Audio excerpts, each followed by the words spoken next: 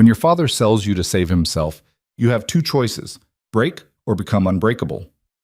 Tonight, I'm sharing a story about a woman who turned her darkest moment into absolute power. A tale of betrayal, blood, and the ruthless climb from collateral to queen. This is Elena Carter's story, and it will leave you breathless. If you're ready for a journey into the shadows where empires are built and loyalty is paid in blood, stay until the very end. Hit that like button and drop a comment with your city so I can see how far this story travels. Let's begin. The price of survival. The house stank of failure. Elena Carter stood in the doorway of what used to be her childhood home, watching water stains spread across the ceiling like dark prophecies. The wallpaper her mother had chosen 15 years ago, delicate roses on cream, now hung in strips, revealing the rot beneath. Everything beautiful had a way of decaying in this place. She was 23 years old and had learned to measure her life in losses. First, her mother. Cancer had been efficient, clinical, taking her in 8 months flat. Then her younger brother Jake, who'd wrapped his car around an oak tree at 17, drunk on cheap vodka and cheaper friends. Her father had unraveled after that, finding comfort in poker games he couldn't win and promises he couldn't keep. Now there were men in her living room, not just any men. The kind who wore expensive suits to deliver threats, whose cologne couldn't quite mask the scent of violence that clung to them like a second skin. 4 of them spread throughout the cramped space like well-dressed tumors, making everything seem smaller, meaner, more desperate. "Mr. Carter," the one in the center said, his voice smooth as aged whiskey. "We've been patient, extraordinarily patient." Elena's father, Thomas Carter, knelt on the threadbare carpet where she'd once played as a child. His hands shook. At 52, he looked 70, hair gone gray and thin, face collapsed into itself like a building after the supports had been kicked out. His gambling debts had started small, 1,000 here, 2,000 there. Then the interest began to compound, and the bookies sold his debt to someone bigger, who sold it to someone bigger still. Now, he owed Victor Moretti $300,000. Victor Moretti didn't lend money as a favor. He lent it as a test to see who would break and how. "Please," her father wheezed, "just another month. I can get—" "You said that 3 months ago." The speaker stepped forward into a shaft of weak sunlight filtering through the dirty windows. He wasn't Victor Moretti. Elena knew that much. Victor didn't make house calls to collect from small-time gamblers. This was someone else. Someone whose eyes were too calm, too measuring, too comfortable with the mathematics of suffering. His name was Marcus, she'd learn later. Victor's right hand, the man who handled problems before they became problems. "I have a job lined up," Thomas stammered. "A real one. Construction. I just need time to—" "You're a 52-year-old man with a bad back and a drinking problem." Marcus's tone didn't change, didn't heat up or cool down. He might have been discussing the weather. "The only job you're qualified for is disappointing people. You've made a career of it." Elena watched from her position by the stairs, perfectly still. She'd learned years ago that stillness was a form of invisibility. Men like this noticed movement, noticed fear, noticed anything that might be useful. So she stood like a statue, breathing slowly, keeping her face neutral. But her mind was racing. 300,000. Her father didn't have $300. The house was mortgaged beyond redemption, his car repossessed last month, his credit cards maxed and canceled. There was nothing left to take. Except, "Mr. Moretti is a businessman," Marcus continued, circling her father like a shark. "He understands that sometimes investments don't pan out, but he also understands the importance of examples, of making sure others know that debts aren't suggestions. They're obligations." One of the other men, thick-necked, with knuckles that looked like they'd been broken and healed badly, cracked those knuckles now. The sound was obscenely loud in the small room. "So here's what's going to happen," Marcus said. "You're going to come with us. We're going to have a conversation about responsibility, about consequences. And when we're done, everyone in this city will understand what happens when you borrow from Victor Moretti and think you can walk away." Thomas Carter started to cry. Not dignified tears, ugly, desperate sobs that shook his whole body. Elena felt nothing watching him break. The man who was supposed to protect her, guide her, be her father had spent years proving he was only good at one thing, saving himself. "Wait," Thomas gasped. "Wait, please. I have something valuable." Marcus raised an eyebrow. "Unless you've been hiding a Rembrandt in your closet, I doubt my daughter." The words hung in the air like a guillotine blade. Elena's blood went cold, then hot, then cold again. The room tilted slightly. She gripped the banister to steady herself, her knuckles going white. "Excuse me?" Marcus's voice held the first trace of genuine curiosity. Thomas pointed at Elena with a shaking hand. "She's smart, beautiful, educated. She went to college 2 years before the money ran out. She could be useful to Mr. Moretti as an assistant, or..." He couldn't finish, couldn't say the words, but they hung there anyway, ugly and naked and true. He was offering his daughter as payment for his debts. Marcus turned to look at Elena for the first time. Really look at her. His gaze was clinical, assessing, the way someone might evaluate a used car or a piece of furniture. She felt it move over her face, her body, cataloging and calculating. "Interesting," he murmured. Elena found her voice. It came out steadier than she expected. "No." Her father's head snapped up. "Elena, please, you don't understand. These men will kill you?" She descended 2 steps, her eyes locked on Marcus. "Yes, I understand that. And you know what? You earned it." The room went very quiet. "You gambled away Mom's life insurance," Elena continued, each word sharp and precise. "You lost Jake's college fund at a poker table. You mortgaged the house 3 times. You sold everything that wasn't nailed down, and then you started selling things that were. So no, Dad, I'm not going to become collateral for your failures. You made this mess. You die in it." Thomas made a sound like a wounded animal. "I'm your father, biologically." Elena's voice was ice. "In every other way that matters, you stopped being my father the day you chose cards over your family." Marcus was smiling now. Not a warm smile, something colder, more interested, like he'd just discovered an unexpected variable in an equation. "Ms. Carter," he said, "you seem like a practical woman. Let me be practical with you. Your father owes $300,000. He cannot pay. This means we will take payment in other forms. Normally, that involves breaking bones until the message gets through to others who might be considering not paying, but..." He paused, tilted his head. "Mr. Moretti does occasionally have need of intelligent people, people who can think, who can adapt, who don't break easily." His eyes glittered. "You're right that you're not responsible for your father's debts. But you live in this house. You benefit, however minimally, from his existence. In our world, that creates a connection, a relationship of liability." "That's not how the law works," Elena said. "We're not talking about the law." Marcus spread his hands.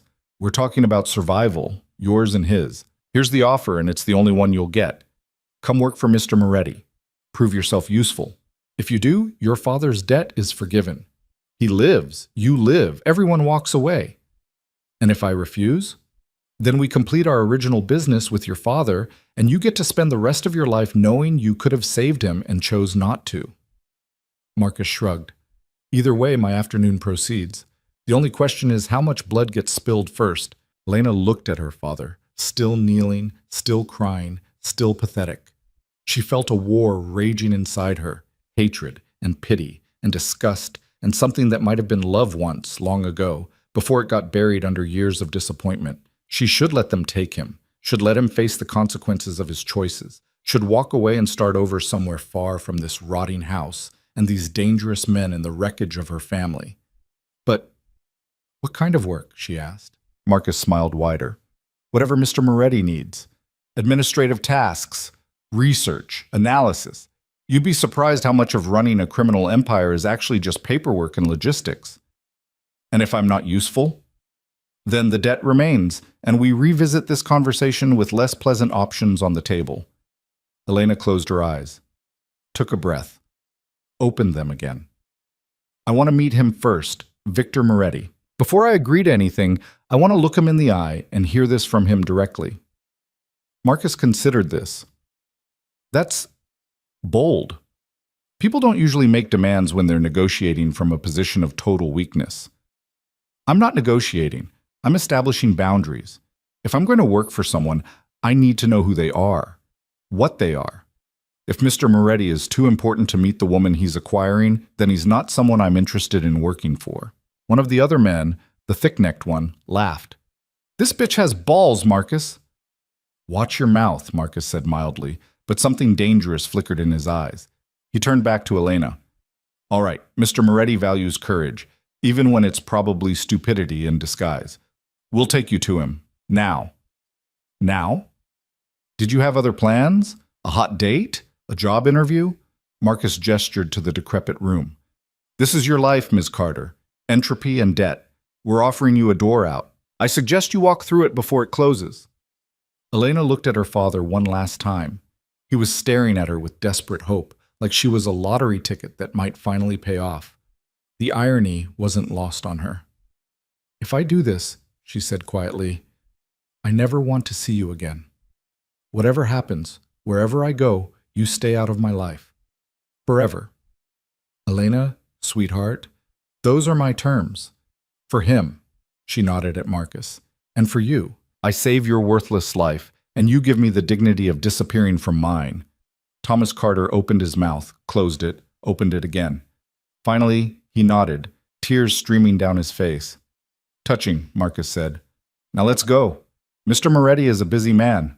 Chetam. The car was a black Mercedes S-Class, the kind with windows tinted so dark you couldn't see inside even in direct sunlight. Elena was directed to the back seat, Marcus beside her, the thick-necked man driving, two others in a follow car behind them. As they pulled away from the house, Elena looked back once, saw her father standing in the doorway, small and broken and alone. Then they turned a corner, and he was gone. Good riddance. The ride took 40 minutes, winding through the city from the decaying neighborhood where Elena had grown up to the gleaming downtown district where glass towers scraped the sky and money flowed like water. They entered an underground parking garage, descended 3 levels, and parked in a space marked private. This way, Marcus said. They took an elevator that required a key card and a fingerprint scan.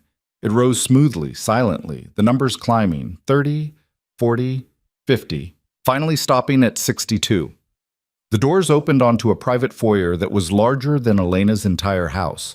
Marble floors, abstract art that probably cost more than her college tuition, floor-to-ceiling windows offering a view of the city that made it look small and manageable and completely under control. Wait here, Marcus said, then disappeared through a set of double doors. Elena stood in the center of the foyer, acutely aware of how out of place she looked. She was wearing jeans and a simple blouse, her hair pulled back in a ponytail, no makeup. She looked like exactly what she was, a broke 23-year-old from a dying neighborhood, drowning in someone else's mistakes. The double doors opened. Miss Carter, Marcus said, Mr. Moretti will see you now. She walked through the doors into a vast office that occupied the entire floor. More windows, more art, more evidence of wealth so profound it had stopped being about money and become about power itself.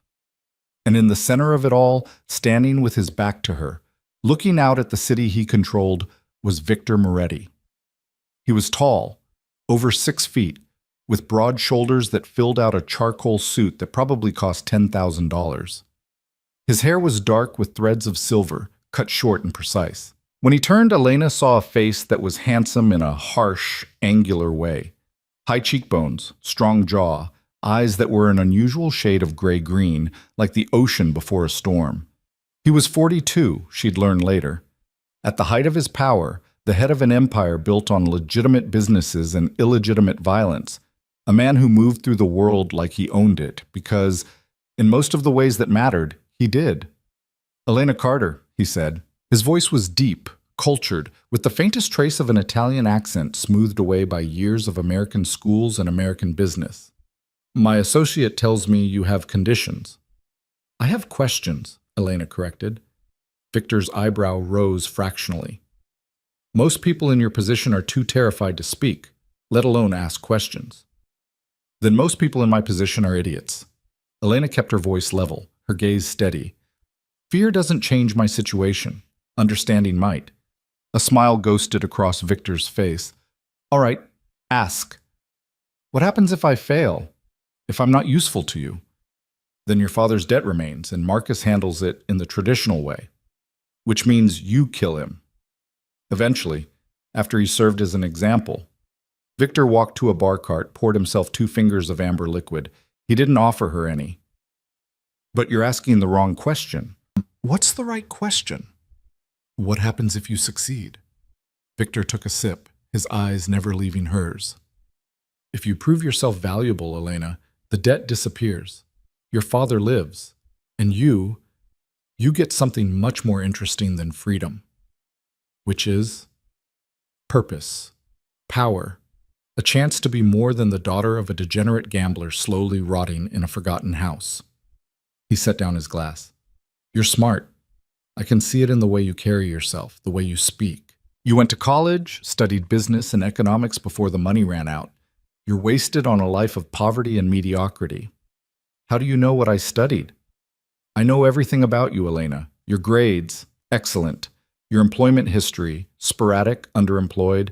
Your relationships, none serious, nobody worth mentioning. Your debts, minimal, because you're careful with money even when you have none. You're disciplined, intelligent, and completely trapped in a life going nowhere. Victor leaned against his desk. I'm offering you a way out. By making me a criminal. By making you powerful. He said it simply, like it was the most obvious thing in the world. The law is a framework created by the powerful to control the weak. I operate above it, around it, through it. The people in this city who matter, the politicians, the business leaders, the ones who actually shape the world, they all understand this. The only question is whether you're brave enough to understand it too. Elena felt something shift inside her. Not fear, not anymore. Something sharper. Hunger, maybe. Or recognition. She'd spent her whole life playing by rules that only seemed to benefit people who were already winning. She'd watched her mother die because they couldn't afford better treatment. Watched her brother spiral because there was no support system for kids from neighborhoods like theirs. Watched her father gamble away any chance at a better life because the legitimate path offered nothing but slow decay. What had playing by the rules gotten her? Nothing. Less than nothing. I'll need to know exactly what you expect from me, Elena said. Job description, hours, boundaries. Victor smiled fully now. You'll work as my analyst. I have investments, real estate, art, businesses both legal and less so. You'll research them, identify opportunities, flag problems. You'll attend meetings, take notes, offer opinions when asked. You'll live here, in this building, in a secured apartment. You'll have a salary, $50,000 to start, more as you prove yourself. And the illegal parts? You'll observe them. You won't participate in violence. You won't touch drugs, weapons, or anything that could directly implicate you in a crime. Your intelligence is what I need, not your willingness to get your hands dirty. I have plenty of people for that. Why? Elena asked. Why offer this to me instead of just taking what you're owed from my father? Victor walked closer, stopping a few feet from her. Up close, she could see the fine lines around his eyes, the small scar on his left cheek, the absolute certainty in his gaze. Because, Elena, I've built an empire by recognizing value where others see trash. Your father's trash. Worthless, weak, predictable. But you? You're different. You stood in that room and told your father you'd let him die. You negotiated from a position of total weakness and somehow made demands. You're here now, looking me in the eye, asking the right questions instead of begging or crying or trying to manipulate me with feminine charm. He tilted his head, studying her. You're a survivor. More than that, you're adaptable. And in my world, adaptability is worth more than loyalty, more than strength, more than almost anything else. So I'm making a bet that you'll be useful, that you'll learn, that you'll become something more valuable than $300,000.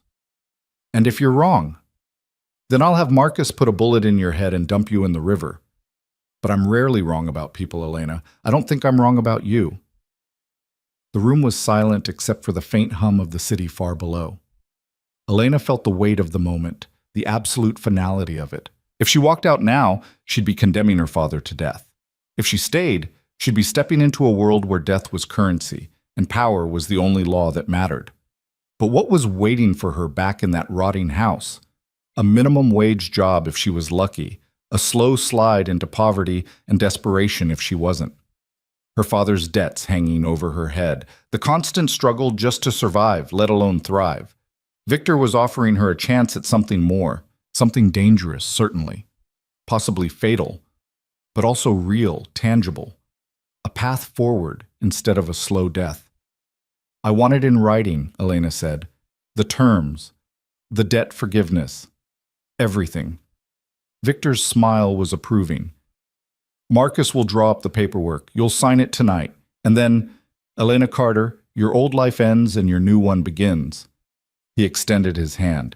Elena looked at it for a long moment, saw her future splitting in two, one path leading back to poverty and powerlessness, the other into darkness and possibility.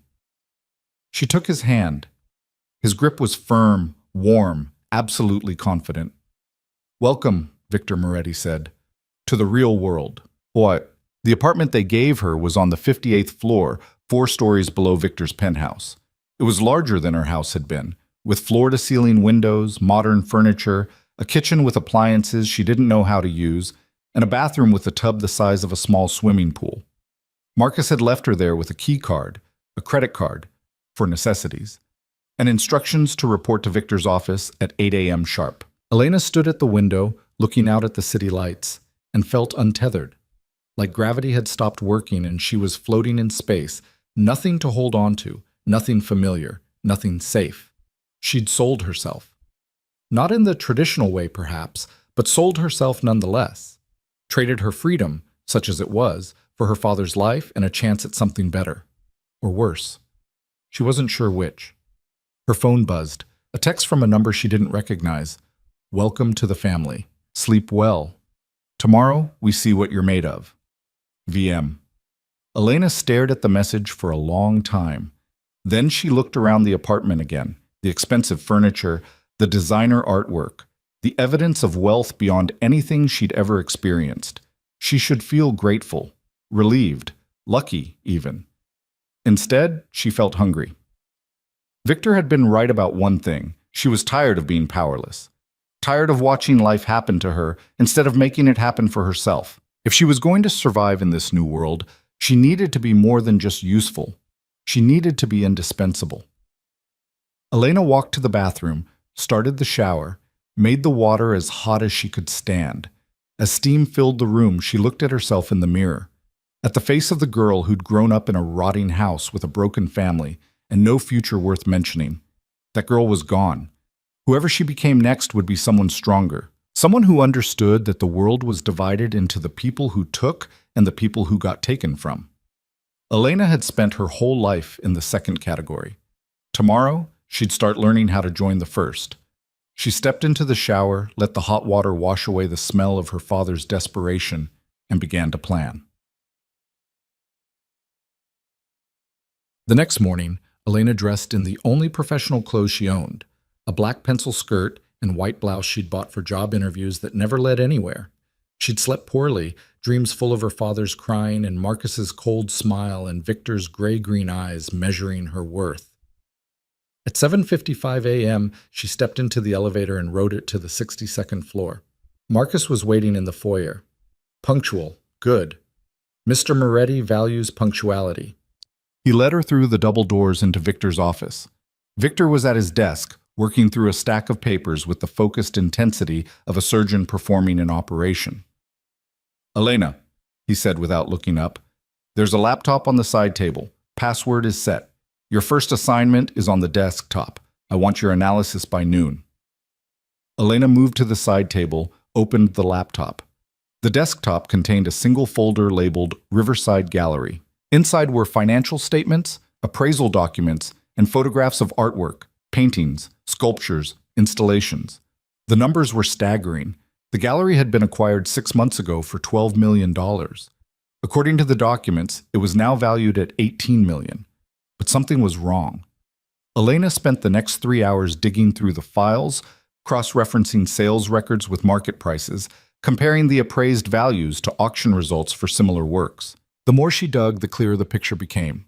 At 11:45, she stood and walked to Victor's desk. He looked up. Well? You're being robbed, Elena said. Victor's expression didn't change. Explain. The Riverside Gallery. Your gallery director, Marcus Chen, has been buying forged paintings and passing them off as genuine.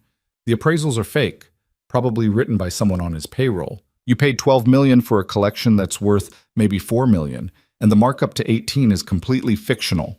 If you tried to sell any of these pieces at auction, you'd be laughed out of the room.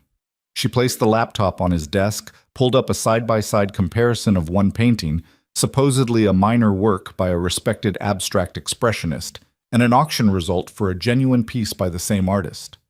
This painting was appraised at $400,000. Similar works by the same artist sold at auction for between $60,000 and $90,000. The brushwork is wrong, the canvas preparation is wrong, and if you look closely at the signature, you can see it was added after the fact. The paint oxidized differently than the rest of the piece. Victor leaned forward, studying the images. How do you know this? My mother loved art. Before she got sick, she used to take me to museums, galleries, auctions. She taught me how to look at paintings, how to see the difference between real skill and competent imitation. Elena pulled up another file. And I minored in art history. I might not be an expert, but I know enough to spot when someone's running a con. Victor was silent for a long moment. Then he picked up his phone, pressed a button. Marcus. My office. Now. He hung up, looked at Elena. If you're wrong about this, you've just made a serious enemy. I'm not wrong. We'll see. Marcus entered a minute later. You needed me. Tell me about the Riverside Gallery, Victor said calmly. How confident are you in the valuations? Marcus's eyes flickered to Elena, then back to Victor. Completely confident. I vetted Marcus Chen personally. His credentials are impeccable. Are they? Victor turned the laptop around, showed Marcus the same comparison Elena had found. Because my new analyst just spent 3 hours tearing apart your due diligence and concluded that we've been sold a gallery full of expensive forgeries. The color drained from Marcus's face. That's not possible. I verified everything. The appraisals came from a respected firm. Which firm? Anderson and Lee. They've been in business for 30 years. And according to Elena's research, they've been under investigation for fraud for the past 6 months. Victor's voice remained calm, but something dangerous crept into his eyes. Want to explain how you missed that? Marcus looked at Elena like she'd just stabbed him.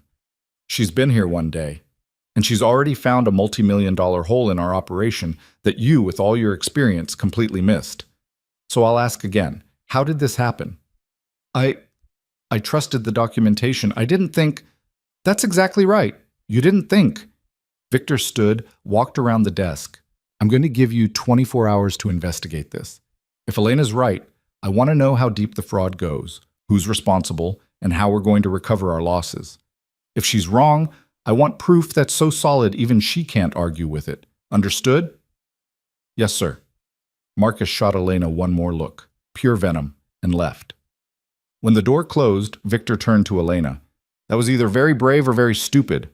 It was necessary. If you're going to trust me with analysis, I can't be afraid to tell you when something's wrong, even when it makes you enemies. Especially then. Sugarcoating bad news doesn't change the facts. It just delays the problem and makes it worse. Victor studied her for a moment, then laughed, a genuine sound of surprise and approval. You're exactly what I thought you were. Maybe more. We'll see in 24 hours. If I'm wrong, you're not wrong. I can tell from Marcus's reaction. Victor returned to his desk. He's either incompetent or complicit. Either way, he's a problem now. You just made yourself valuable and made him expendable. That's dangerous. For him or for me? Both. Marcus has been with me for 8 years. He's loyal, effective, and now he sees you as a threat. Watch your back. I always do. Victor smiled. Good. Go get lunch. Be back at 2. I have a meeting with some business partners, and I want you there taking notes. Elena nodded and left. In the elevator, her hands started to shake. Not from fear, from adrenaline. She just burned a bridge with Victor's right-hand man on her first day. Most people would call that suicidal, but Elena saw it differently. She'd proven herself valuable, proven she could see things others missed, speak truth to power, deliver results. In Victor's world, that was currency worth more than Marcus's 8 years of loyalty. She was in the game now, really in it, and she was going to win. 23 hours later, Marcus stood in Victor's office, looking like a man who'd aged 10 years overnight. His suit was rumpled, his eyes bloodshot, his usual composed demeanor shattered. "Well?" Victor asked. She was right. About everything.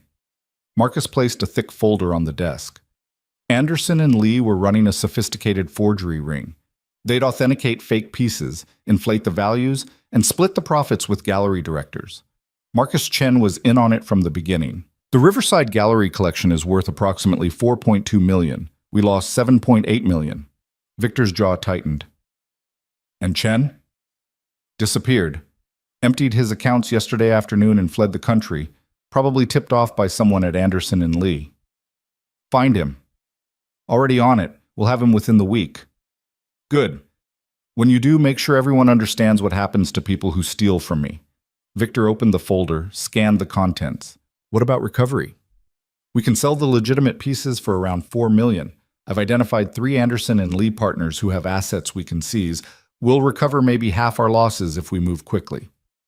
Do it. And Marcus? Yes, sir? You're off acquisition duty until further notice. Every purchase over $1 million gets reviewed by 2 independent analysts before completion. And Victor glanced at Elena, who was sitting quietly in the corner. Elena signs off on anything art-related. Clear? Marcus's face flushed, but he nodded. Crystal. When he left, Victor turned to Elena. You just cost a man his pride and possibly his position. How does that feel? Like I did my job, Elena said simply. No guilt? No concern about making enemies? Should I feel guilty for being right? Should I apologize for doing what you hired me to do? Elena stood, walked to the window. Marcus made a mistake. Either he was incompetent or corrupt. Either way, it cost you millions. I exposed it. If he's smart, he'll learn from it and get better. If he's not, he'll resent me and try to undermine me. And if he does, then I'll handle it. Or you will. But I won't apologize for being good at my job just because it makes someone else look bad at theirs. Victor was quiet for a moment. Then he laughed. You're going to be trouble, Elena Carter. The very best kind of trouble. He pulled a box from his desk drawer, slid it across to her.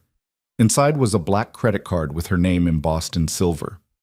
Your performance bonus, 50,000 limit. Buy yourself some proper clothes, get whatever you need for the apartment. Consider it a thank you for saving me $7 million in future losses.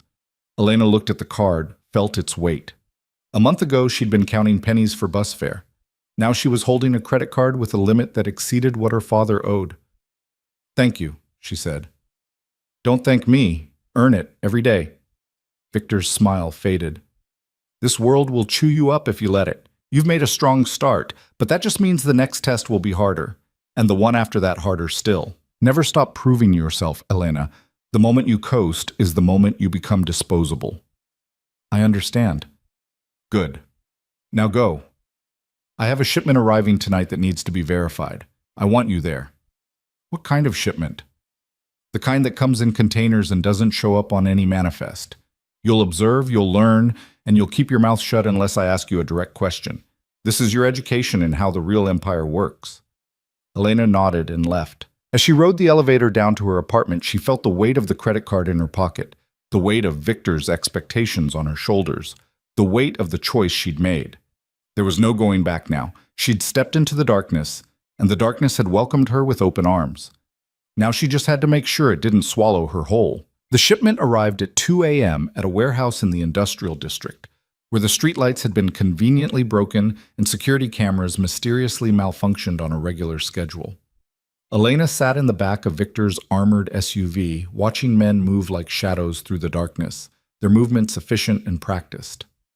Stay close to me, Victor said as they exited the vehicle. Don't speak unless spoken to. And whatever you see tonight, you forget by morning.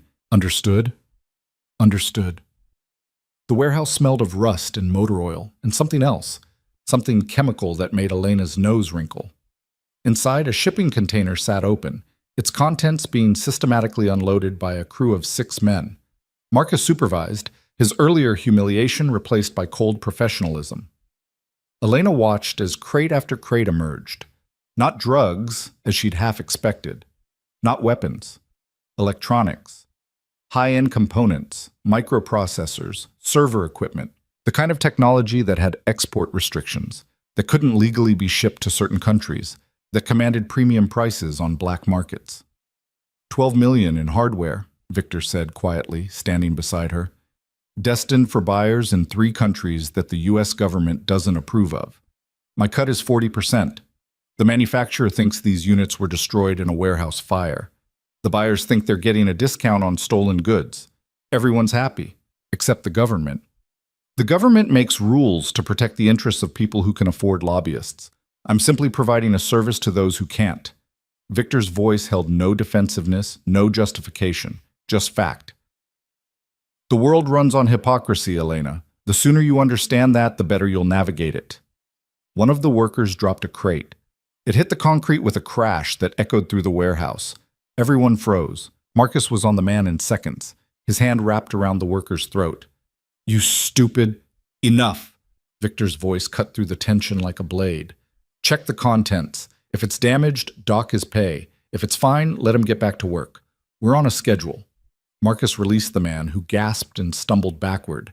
2 others carefully opened the crate, inspected the contents, gave a thumbs up. See, Victor said to Elena, even in chaos, there's order. Even in crime, there's professionalism. The only difference between what I do and what legitimate businesses do is that I admit what I am. Elena watched Marcus supervise the rest of the unloading with renewed intensity, clearly trying to prove his competence after the gallery disaster. The other men worked in silence, each knowing their role, moving like parts of a well-oiled machine. This was power, not the kind that came from governments or laws or democratic processes. The kind that came from controlling what people needed, understanding what they wanted, and being willing to provide it regardless of the rules. How often do you do this? Elena asked. Often enough to keep the empire running, not so often that patterns emerge. Victor checked his watch. This operation will be completed in 40 minutes. The container will be reported as empty and recycled. The hardware will be in 3 different countries by next week. And $12 million will flow through various accounts until it emerges clean, legitimate, and taxable. You pay taxes on this? Of course. The IRS doesn't care where money comes from as long as they get their cut. It's the one government agency that's truly honest about its intentions. Victor smiled. You look troubled. I'm not. Liar, you're wondering what kind of person you're becoming, working for someone who does this. Elena met his gaze. No, I'm wondering why I don't feel more troubled by it. I should be horrified, morally outraged. Instead, I'm just fascinated. That's because you're practical. Morality is a luxury for people who don't have to make hard choices. Victor gestured to the warehouse.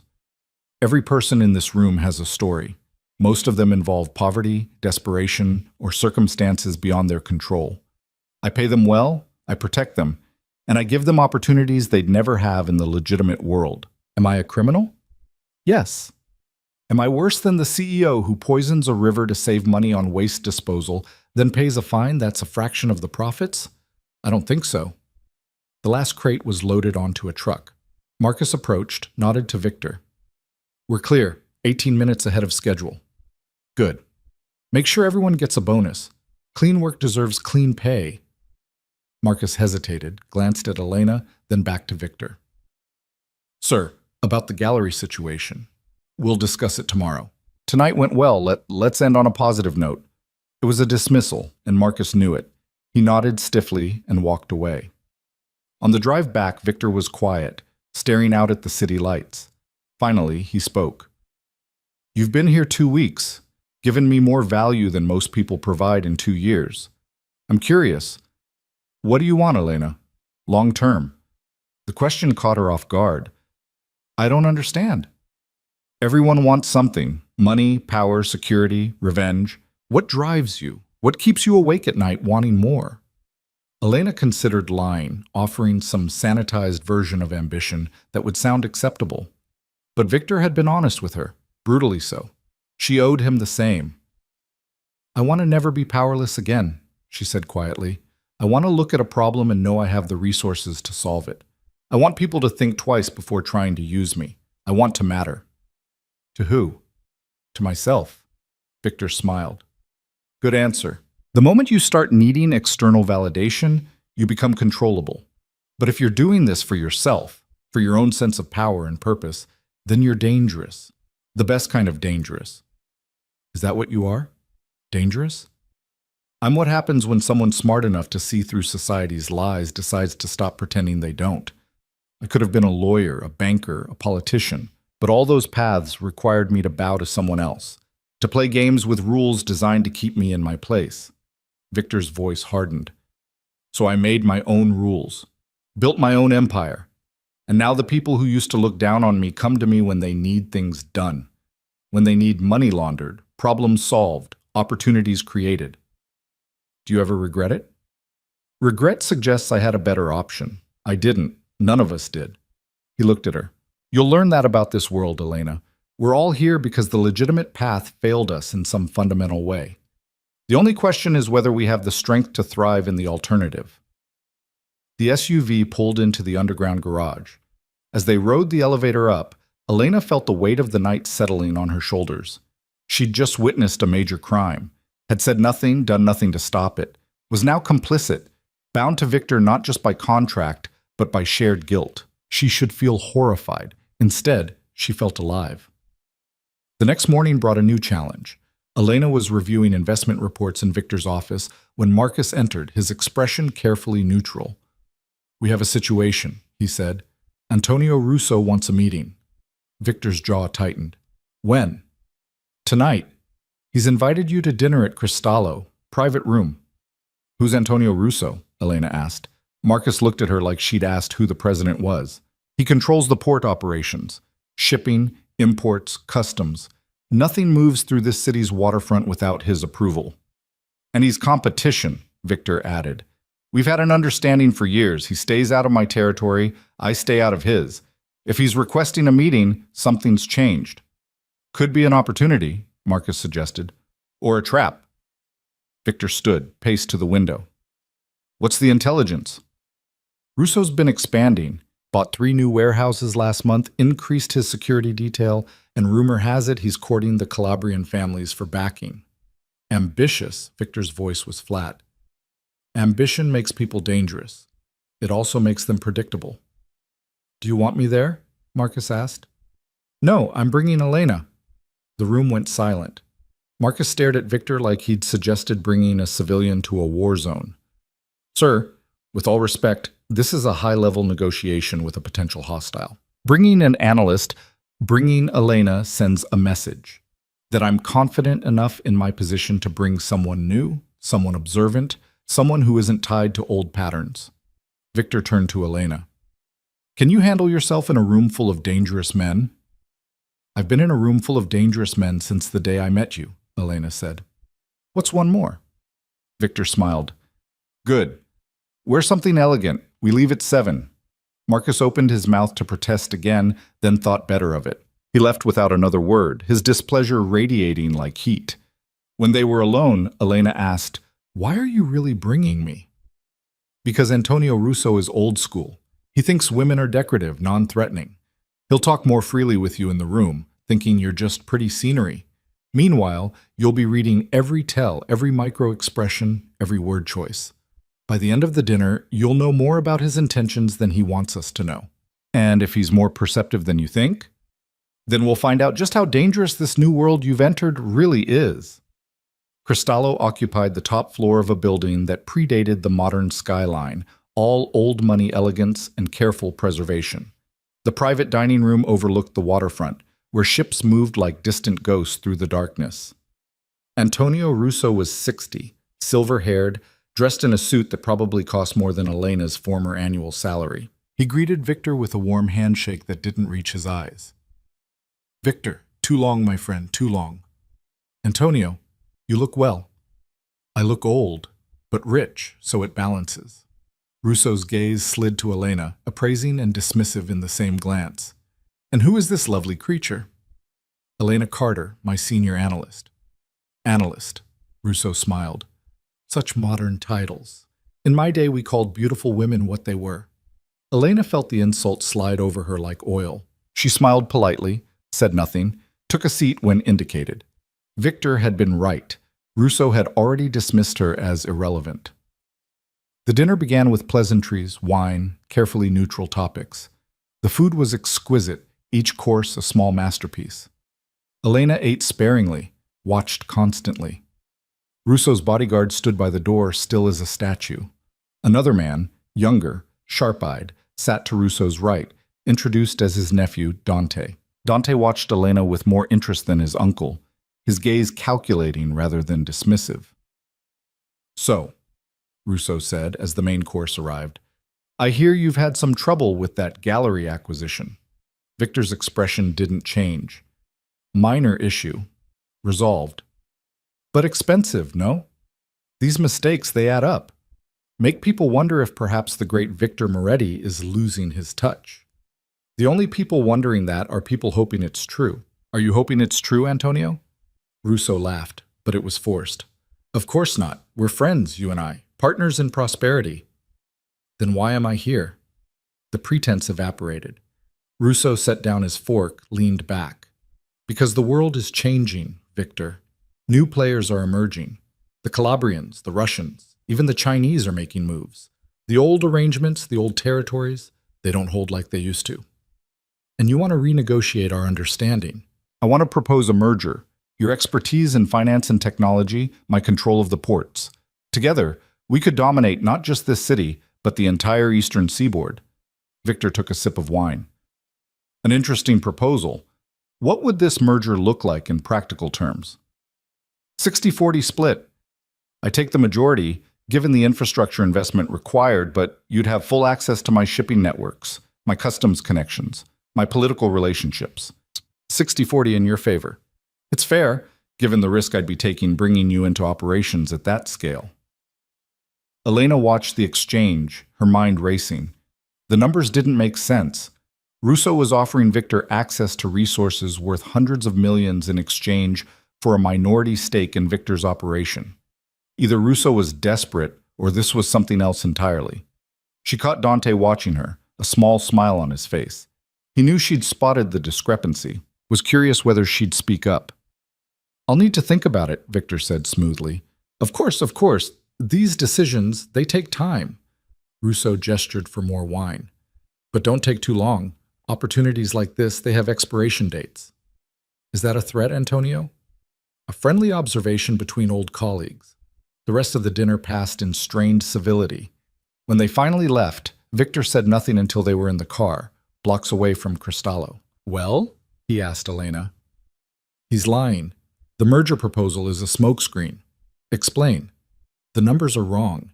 He's offering you access to resources worth far more than a 40% stake in your operation. Either he thinks you're stupid enough not to notice, or the real play is something else entirely." "Such as?" "He wants inside your organization, wants to see your financial networks, your technology operations, your client lists. Once he has that information, he doesn't need the merger. He can either replicate your business model or destroy me from the inside," Victor finished. "Very good. What else did you notice?" "His nephew, Dante. He's the real operator. Russo's old, probably losing his edge. Dante's running things now, using his uncle as a front." "And the bodyguard?" "Former military, probably special forces, given the way he scanned the room. He's not just protection, he's a message. Russo came prepared for violence if negotiation failed." Victor was quiet for a moment. Then he smiled, genuine and pleased. "You see more in one dinner than most people would in a month of surveillance. That's a rare gift, Elena." "So what do we do?" "We play along. Schedule a follow-up meeting. Make them think we're considering the offer. Meanwhile, we dig into Russo's operation, find his weak points, and prepare for war. You think it'll come to that?" Antonio Russo didn't become a major player by accepting no for an answer. When I reject his proposal, he'll either back down or attack. Given that he brought his best killer to a dinner meeting, I'm betting on attack. Elena felt ice settle in her stomach. "Then why are you smiling?" Because war is clarifying. Peace requires constant diplomacy, careful balance, endless compromise. But war? War is simple. You identify your enemy, marshal your resources, and destroy them completely. I'm very good at simple. Back at the building, Victor walked Elena to her apartment door. Get some sleep, he said. Tomorrow, we start preparing. I'll need you to research everything you can find on Russo's operations. Financial records, property holdings, known associates. I want to know every deal he's made in the last 5 years, every weakness in his operation. You're going to move against him. Only if he moves against me first, but when he does, I want to be ready to end it quickly. Victor's expression hardened. This world has simple rules, Elena. Respect territory, honor agreements, and never show weakness. Russo is testing all three. He needs to be reminded why people fear me. Elena nodded, entered her apartment. But sleep didn't come easily. She lay in bed, staring at the ceiling, replaying the dinner in her mind. Dante Russo's calculating gaze, the bodyguard's ready stance, Antonio's forced smile and veiled threats. She'd stepped into a world where business deals could turn into blood feuds, where dinner conversations were preludes to violence, where reading people correctly could mean the difference between life and death. And the strangest part? She wasn't scared. She was exhilarated. The next 3 weeks were a masterclass in preparation for war. Elena worked 18-hour days compiling intelligence on the Russo family. She discovered that Antonio's empire was larger than Victor's but less diversified, heavily dependent on port operations and shipping contracts. Dante was indeed the real power, running day-to-day operations while his uncle played figurehead. But she also found cracks. 3 of Russo's warehouses had been flagged by federal investigators for customs violations. 2 shipping contracts were under review for environmental violations, and Dante had made enemies within the Italian families, younger men who resented his aggressive expansion. This is excellent work, Victor said, reviewing her report. We can use these pressure points, make Russo's life difficult without directly confronting him. But he'll know it's you. Of course. That's the point. I want him to understand the cost of threatening me. Want him to reconsider his position before this escalates further. Marcus entered the office, his expression grim. We have a problem. 2 of our shipping containers were seized at the port this morning. Customs claims they received an anonymous tip about illegal electronics. Victor's face went cold. Russo. Has to be. The timing's too perfect. He's sending a message. Then we send one back. Victor stood, walked to the window. Elena, how much damage could we do to Russo's environmental violations? I could leak the evidence to the EPA and 3 major news outlets, create enough scrutiny that his contracts would be suspended pending investigation. Cost him maybe $10 million in the short term, potentially more if the violations are serious enough for fines. Do it. Marcus, I want surveillance on Dante Russo, where he goes, who he meets with, what he eats for breakfast. If he's running the operation, he's our real target. And Antonio? Leave him for now. He's a symbol. Attacking him directly would unite the Italian families against us. But Dante? He's made enough enemies that his removal could look like internal politics rather than our doing. Elena felt a chill. You're planning to kill him? Only if necessary. Preferably, we discredit him, turn him into a liability for Antonio. Force the old man to remove his nephew himself. Victor's voice was calm, methodical. Violence is a tool, Elena. Sometimes the best tool, but never the only one. Smart operators use it sparingly, strategically. Over the next week, Elena's leaked information hit the news. Federal investigators descended on Russo's operations. 2 major shipping contracts were suspended. The environmental violations turned into a full-scale scandal. Russo's response was swift and brutal. Elena was leaving the building one evening when a black van pulled alongside her. The door slid open. Hands grabbed her, pulled her inside before she could scream. A cloth pressed over her mouth. Chemical smell. Darkness. She woke in a concrete room, hands zip-tied behind her back, head pounding. The space was small, windowless, lit by a single bulb. Industrial area, judging by the distant sound of machinery. The door opened. Dante Russo entered, dressed casually, looking almost bored. Miss Carter, sorry about the rough treatment.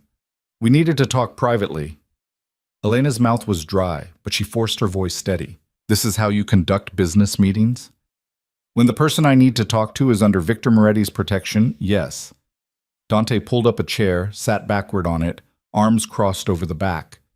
You're the one who leaked the environmental violations, aren't you? The anonymous tip to the EPA came from a burner phone, but the information was too detailed, too precise. Had to come from someone with serious research skills. If you already know, why ask? Because I want you to understand something. You're smart, clearly talented, but you're working for the wrong person. Dante leaned forward. Victor's empire is built on old models.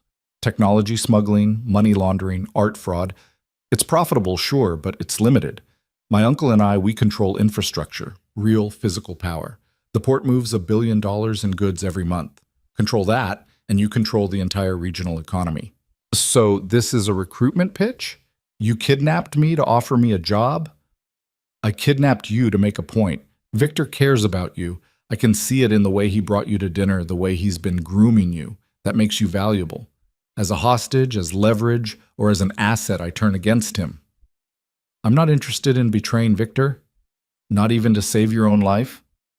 Dante's smile was cold. I could kill you right now. Dump your body where it'll never be found. Send Victor a message about interfering in my family's business. But you won't. Oh? Why not? Because Victor would declare open war on your family. Your uncle's old, losing influence. You're trying to consolidate power, but you've made enemies. You can't afford a war with Victor right now. It would give your rivals the opening they need to move against you. Dante stared at her for a long moment, then laughed. See? This is why I want you. You think like a chess player. Victor just taught you well, or were you always this sharp? Does it matter? I suppose not. Dante stood. Here's what's going to happen. I'm going to let you go. You're going to tell Victor that I could have killed you, but chose mercy. And you're going to deliver a message. Back off. Stop interfering with my operations, and I'll stop interfering with his. Continue this petty war, and next time you won't wake up in a room with a chair. You'll wake up in a shallow grave. Victor doesn't respond well to threats. Then I guess we'll see which one of us is better at violence. Dante walked to the door, knocked twice. 2 men entered, cut Elena's zip ties. My guys will drop you 3 blocks from your building. Consider this your one free pass, Ms. Carter. Next time we meet, I won't be so generous. They drove her in silence, dumped her on a street corner at 11 p.m. Elena stumbled, caught herself, watched the van drive away. Then she ran. Victor was in his office when she burst in, Marcus beside him. Both men stood immediately at the sight of her, disheveled, wrists bruised from the zip ties, eyes blazing with fury and adrenaline. Elena. Victor crossed the room in 3 strides. What happened? She told them everything. The kidnapping, Dante's message, the threat. As she spoke, Victor's expression went from concern to dangerous, something cold and lethal settling over his features. Marcus, he said quietly, activate the security team. Full lockdown on all properties. I want 24-hour protection on Elena, and I want Dante Russo's current location in the next hour. Sir, now. Marcus left without another word. Victor turned back to Elena, gently took her wrists, examined the bruises. Did they hurt you? I'm fine. Shaken, but fine. They touched you, put their hands on you, threatened you. Victor's voice was ice. That's a line they don't get to cross. It was a message. He let me go to prove he could have killed me. I understand the message. Here's my reply. Victor pulled out his phone, made a call. It's me. I need a full tactical team assembled by tomorrow night. Heavy weapons, experienced operators. Budget is unlimited. He paused. Because we're going to war. He hung up, looked at Elena. Go to your apartment, lock the door. 2 of my best men will be stationed outside. Don't leave until I come get you. Victor, if you escalate this, they escalated it the moment they touched you. I'm just finishing it. His eyes were storm gray, absolutely certain. In this world, Elena, you protect what's yours. You've become valuable to me, important. That means anyone who threatens you is threatening me, and I don't tolerate threats. Elena felt something shift in her chest. Not fear, not gratitude, Something more complex, more dangerous. She'd become important to Victor Moretti, important enough that her kidnapping had just started a war. "What are you going to do?" she asked quietly. "What I should have done the moment Russo proposed that merger. I'm going to remind this city why people fear my name." Elena didn't sleep that night. She sat by the window of her apartment, watching the city lights blur and sharpen through the glass. Two of Victor's men stationed outside her door like silent sentinels. Her wrists still ached where the zip ties had cut into her skin, faint purple bruises blooming beneath the surface. But the physical pain was nothing compared to the cold fury that had settled in her chest. Dante Russo had made a mistake. He'd assumed she was just another piece on Victor's board, disposable, replaceable. He'd thought fear would make her weak. He was wrong. At dawn, Victor's knock pulled her from her thoughts. She opened the door to find him dressed in black tactical clothing, his usual expensive suits replaced by something far more ominous. His face was set in hard lines, the careful civility he usually wore stripped away to reveal something darker underneath. "Come with me," he said. She followed him to the elevator, down to the parking garage where 3 SUVs waited, engines running. Men she'd never seen before occupied the vehicles, each one carrying themselves with the same dangerous stillness as Victor's usual security detail, but multiplied, intensified. These weren't bodyguards. These were soldiers. "Where are we going?" Elena asked as they climbed into the middle vehicle. "To make a statement." Victor's voice was flat, emotionless. "The Russo family is hosting a charity gala tonight at the Grandview Hotel. Every major family in the city will be there. Politicians, business leaders, the kind of people who pretend they don't know where their campaign contributions really come from." "You're going to attack them there? In public?" "No, I'm going to humiliate them. Show everyone watching that the Russo family can't even protect their own, let alone expand their territory." Victor pulled out a tablet, showed her a layout of the hotel. Dante will be there, playing the dutiful nephew. So will Antonio, playing the respected businessman. We're going to expose them both for exactly what they are. "How?" "You remember those environmental violations you leaked? Turns out they're worse than even you found. Much worse. Russo's been dumping chemical waste into the harbor for 3 years, paying off inspectors to look the other way. I have documentation, photographs, testimony from workers who were told to keep quiet." Victor's smile was razor sharp. "We're going to release everything tonight. Every news outlet, every regulatory agency, every politician who's ever shaken Antonio Russo's hand. By morning, the Russo family won't be powerful criminals. They'll be toxic pariahs. That will destroy them financially, but Dante won't stop. He'll retaliate." "Let him try." Victor's eyes were cold. "I have teams positioned at every Russo property. Warehouses, offices, personal residences. The moment Dante makes a move, we strike. Hard, fast, and everywhere at once. By the time he realizes what's happening, his entire operation will be in flames." Elena felt her pulse quicken. This wasn't just strategy anymore. This was war. Real, total, devastating war. "You're using me as bait," she said quietly.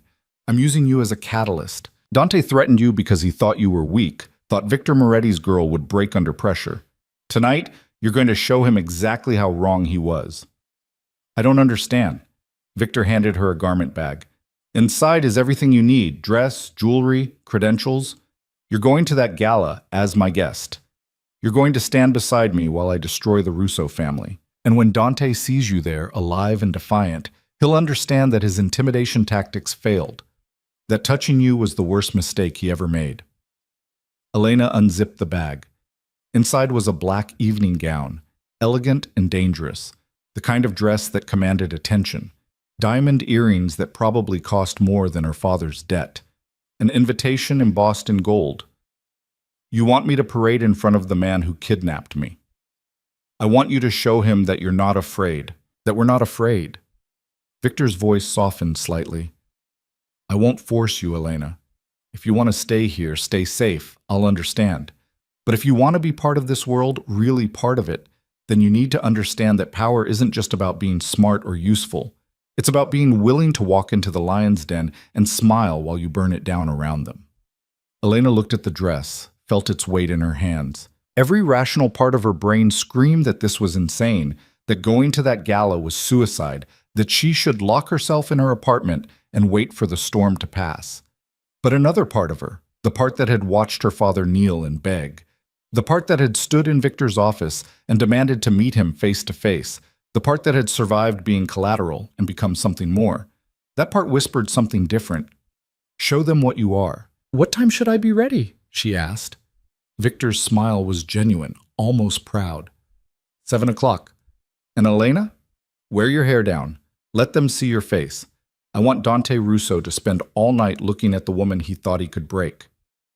The Grandview Hotel was a monument to old money, all marble columns and crystal chandeliers and carefully preserved elegance. The charity gala was in full swing when Elena and Victor arrived, the city's elite mingling in their designer clothes and practiced smiles, pretending their wealth was earned rather than inherited or stolen. Elena wore the black dress like armor, her hair falling in dark waves past her shoulders, the diamond earrings catching the light with every movement. Victor walked beside her in a perfectly tailored tuxedo, his hand resting lightly on the small of her back, guiding her through the crowd. Heads turned, conversations paused. Everyone knew who Victor Moretti was, and most knew better than to acknowledge him too openly. But they watched from the corners of their eyes, measuring, calculating, wondering what his presence meant. There, Victor murmured, nodding toward the far side of the ballroom. Antonio Russo stood surrounded by admirers, holding court like a king.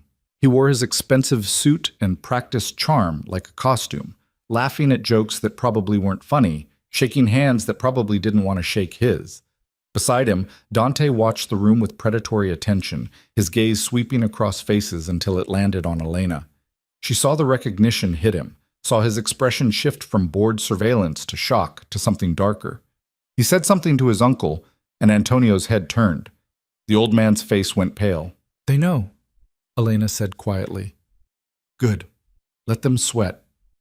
Victor guided her toward the bar, ordered champagne neither of them would drink. In 15 minutes, every phone in this room will start buzzing. News alerts, emergency calls from PR teams, frantic messages from lawyers. The Russo family is about to become the scandal of the decade. And when Dante realizes you orchestrated it, he already knows. That's why he looks like he's trying to decide between running and attacking. Big Victor's voice was calm, almost amused. Watch him. He's about to make a choice that will define the rest of his very short life. Dante was moving through the crowd now, not toward them, but toward the exit, trying to leave before the bomb dropped. But Victor had anticipated that too. 2 of his men, dressed as hotel security, blocked the doors. Polite, professional, impossible to bypass without causing a scene. Dante turned, his eyes locking on Victor across the ballroom. For a moment, the entire room seemed to hold its breath. Then the phone started buzzing. It began as a trickle, a few people pulling out devices to check messages. Then more. Then everyone. The murmur of polite conversation shifted to something sharper, more urgent. Elena watched faces change as people read headlines, saw photographs, understood what they were looking at. Antonio Russo's environmental scandal wasn't just news. It was everywhere. Every major outlet, every local station, every political blog and investigative journalist simultaneously releasing the same damning evidence. Chemical dumps, falsified records, paid-off inspectors. 3 years of systematic pollution that had poisoned the harbor and endangered thousands of people. And all of it tied directly to the Russo family. "My friends," Antonio's voice rang out, trying to maintain control. "There seems to be some confusion. These allegations are completely false, a smear campaign by competitors who—" "The EPA has already issued a statement," someone shouted. "They're opening a criminal investigation." "Your shipping licenses are being suspended," another voice added. "It's all over the news." The crowd began to fracture, people backing away from Antonio like he carried a disease. His carefully cultivated image of respectability crumbled in real time, replaced by the reality everyone had always known but been willing to ignore. He was a criminal, a polluter, a man who'd sacrificed the health of an entire city for profit. Dante's face was carved from stone as he watched his family's empire collapse. Then his gaze shifted back to Elena, and she saw it clearly now. Not just anger, hatred, pure, undiluted, murderous hatred. He started walking toward them, Victor's hand tightened on Elena's back. Stay close to me. Victor Moretti. Dante's voice was loud enough to cut through the chaos. People turned, sensing confrontation. You think you're clever? Think you can destroy my family and walk away? I think your family destroyed itself, Victor replied calmly. I just made sure everyone knew about it. You leaked confidential information, bribed sources. This is corporate warfare. No, Dante, this is justice. Your family has been poisoning this city for years. Someone needed to stop you. Victor's smile was cold. Consider it a public service. You're a hypocrite. Everything you've built is criminal. Perhaps, but I've never pretended to be anything else. Your uncle, though, he's been playing the respectable businessman while dumping toxins into the water where children swim. That's not crime. That's evil. Dante's hand moved toward his jacket. Elena saw it in slow motion, the deliberate reach, the positioning that suggested a concealed weapon. Victor's men were already moving, hands inside their own jackets, ready to draw. I wouldn't. Marcus appeared beside Dante, his voice quiet but deadly. You're in a room full of witnesses. You pull that gun, and you're not walking out of here. Not tonight, not ever. Dante froze, his hand hovering. The entire ballroom had gone silent, everyone watching the standoff with the horrified fascination of people witnessing a car crash. You took something from me, Dante said, his voice shaking with barely controlled rage. My reputation, my family's future, everything we built. You took something from me first. Victor's voice dropped to something dangerous. You put your hands on someone under my protection. You thought you could intimidate, threaten, use fear as a weapon. So I'm teaching you a lesson. In this city, there are lines you don't cross. She was one of them. Dante's eyes shifted to Elena. You're just his whore. A pretty thing he parades around to make himself feel powerful. Elena stepped forward before Victor could respond. Her voice was steady, cutting through the tension like a blade. I'm the woman who found every illegal thing your family's done for the past 3 years. I'm the one who compiled the evidence, traced the payments, identified the witnesses. I'm the reason your empire is burning. She smiled, cold and certain.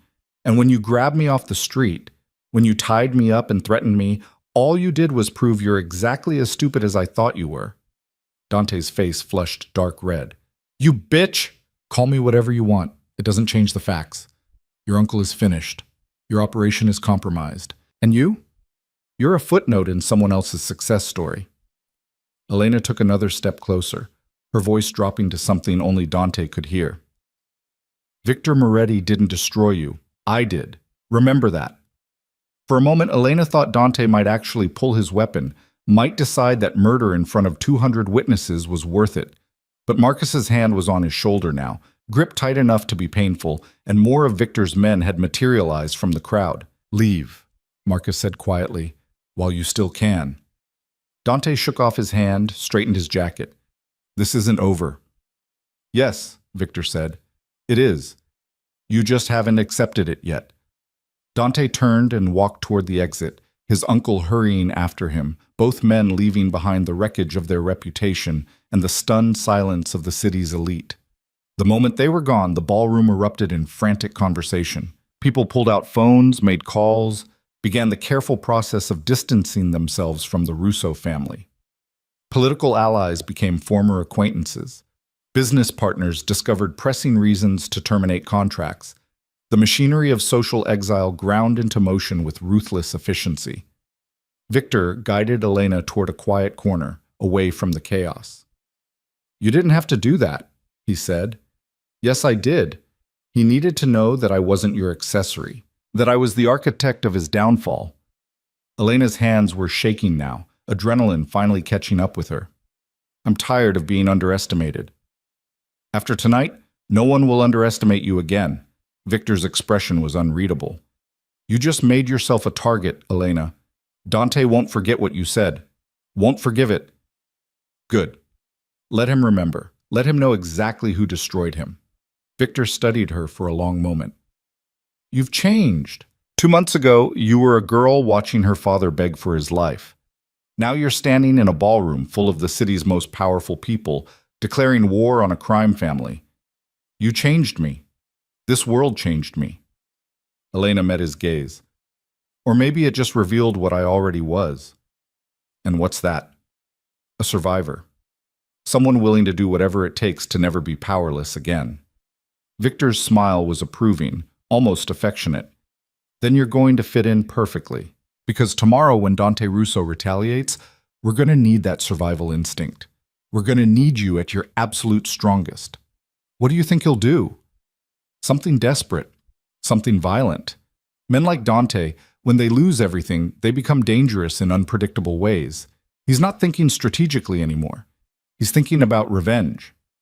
As if summoning a storm by speaking its name, Victor's phone buzzed. He glanced at the screen, and his expression went cold. "What is it?" Elena asked. "Fire at one of our warehouses. The one where we store the technology shipments." Victor was already moving toward the exit, Elena following. "Marcus, status report." Marcus appeared from the crowd, phone pressed to his ear. 3 warehouses hit simultaneously. Fires at 2, gunmen at the 3rd. This is coordinated. Russo's retaliation. Has to be. Response teams are en route, but an explosion in the distance cut him off. Not close, but audible. The ballroom windows rattled. People screamed. "That was the East Side facility," Marcus said, listening to his phone. "They didn't just burn it. They bombed it." Victor's jaw clenched. How many of our people were inside? Unknown, maybe a dozen. Elena felt ice in her veins. This was beyond corporate warfare now. This was people dying, burning, bleeding, because she'd stood in that ballroom and provoked Dante Russo's pride. "We need to respond," Marcus said. "If we don't hit back immediately, we look weak. We are hitting back, but not blindly, not emotionally." Victor turned to Elena. "I need to handle this. Can you get back to the building safely?" "I'm coming with you." "Elena, this is going to get messy. Real violence, not just strategic maneuvering. You don't need to see—" "I started this. I'm not hiding while people die because of it." Her voice was firm. "You said I needed to understand what it means to be part of this world. Show me." Victor searched her face, looking for fear, for hesitation. He found none. "All right. But you stay in the vehicle. No matter what happens, you stay protected. Understood?" "Understood." They ran to the parking garage, the gala forgotten behind them, the city's elite left to gossip and speculate while the real world played out in fire and blood. The drive to the East Side facility took 20 minutes through traffic that parted reluctantly, Victor's driver using every aggressive tactic short of running people off the road. Elena sat in the back beside Victor, watching him coordinate responses through rapid-fire phone calls. "Lock down the remaining properties. Double security everywhere. I want satellite surveillance on every Russo location. If they blink wrong, I want to know about it." Through the window, Elena could see smoke rising in the distance, black against the night sky. Fire trucks screamed past in the opposite direction. Police cars. Ambulances. This was real. People were hurt. Maybe dead. Because she'd wanted to prove a point, wanted to show Dante Russo she wasn't afraid. "Don't," Victor said quietly, ending his call. "Don't what?" "Don't blame yourself. This was inevitable the moment Russo decided to expand into my territory. You exposing his crimes just accelerated the timeline." Victor's voice was matter-of-fact. "In this world, Elena, violence isn't a failure of diplomacy. It's a tool, same as everything else. Russo chose to use it. Now we respond in kind." They arrived at a police perimeter 3 blocks from the warehouse. Victor's credentials got them through, the officers recognizing him and wisely deciding not to ask questions. The warehouse was a ruin, one wall completely collapsed, flames still licking at the support beams. Firefighters worked to contain the blaze while paramedics treated the wounded. Marcus met them at the command vehicle his team had set up. "Casualty report," Victor said. 4 dead, 8 injured, 3 critical. Marcus's face was granite. The bomb was planted at the loading dock. Time to go off during shift change when the most people would be present. This wasn't just retaliation. This was a message. Victor's hands clenched into fists. "Dante wants me to know he can kill my people, that he's willing to cross every line." "We have confirmation on his location," Marcus said. "He's at his uncle's estate, locked down, heavy security. They're expecting us to come after them. They're right to expect it. Victor turned to Elena. Last chance to walk away from this. What comes next? There's no going back from.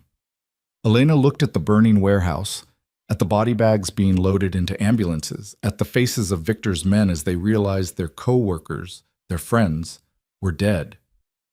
She thought about Dante Russo's smug face when he'd kidnapped her, thought about how he'd dismissed her as irrelevant, thought about him sitting in his uncle's mansion right now, probably celebrating the successful attack, probably already planning the next one. What's the plan? She asked. Victor's smile was terrible to see.